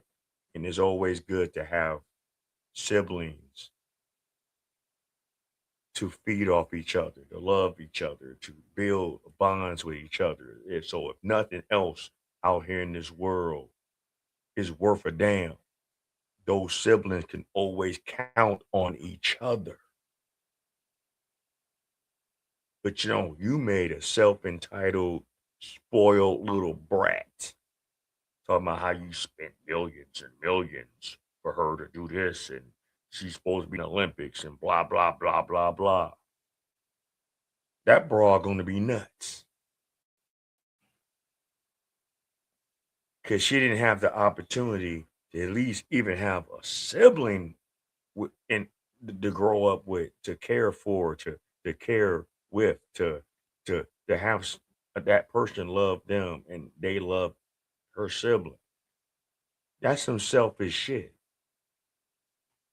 It is selfish in this society to have a child that don't have a sibling. That's selfish to me. Like I said, Kevin Samuels said this shit very, very pronounced and very, very frequently, how it's a bad deal for you to have a child and don't have a sibling that goes hand in hand with that child. It's not a good thing. Psychologically. Look at the numbers of people who are only children opposed to the people that have brothers and sisters and their behaviors. And you'll understand what I'm talking about. Do the research.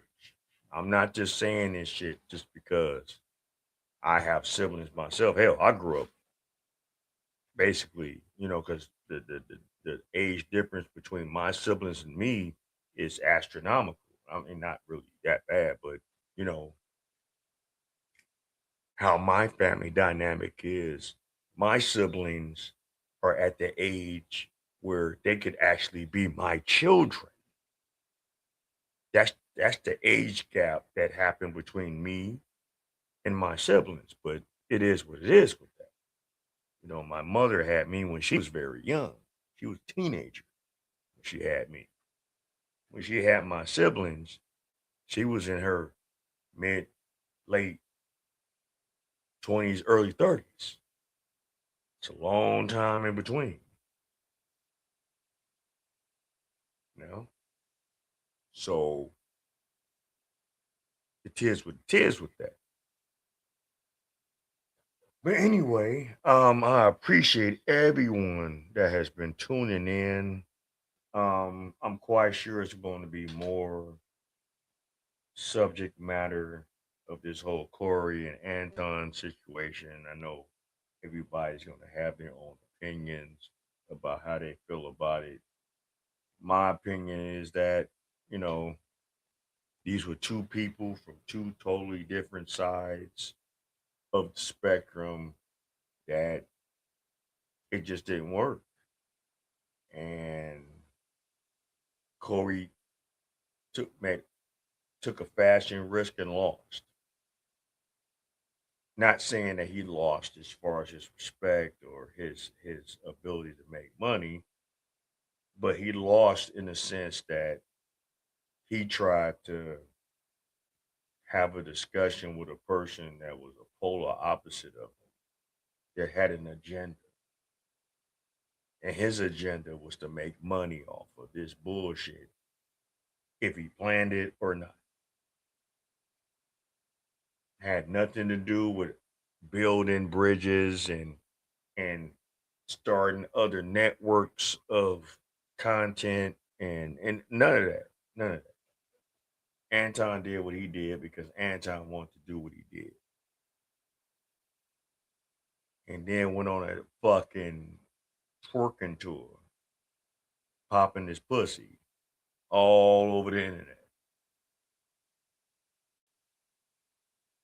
Talking about what he'd do and what he could have done or what he would have done. And this person, he wasn't on that. Nigga, what up? Stop it. Just shut the fuck up. like straight up. Bag chaser, ass chaser. That's what you kind of making people look like, because you keep talking about how these men be sucking whatever. Is that what's really going on in the back of your mind? About, cupping someone by the balls and like every gently so kissing they shaft? Is that what you on? Because if so, let us know. Because goddamn, we need to stop watching. You want to rub his balls on your beard or some shit. The fuck wrong with you,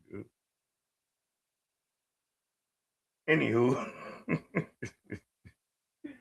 I'm sorry. I know I'm going a little bit too far.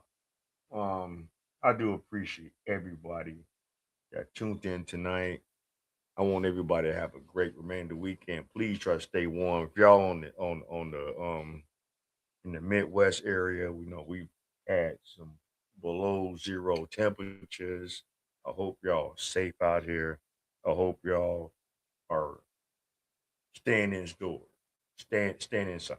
If there's nothing serious that you have to get out here for, don't go out here in these streets. Okay, let the weather change. Let the weather warm up some, and do what you got to do. But like my man Simple the P always used to say, hey, I want you to live as long as you want and never want as long as you live. I am Ross Lee. You are here at the Black Bottom Roscast. I want you to like, share, and subscribe if you are new. And until next time, we are gone.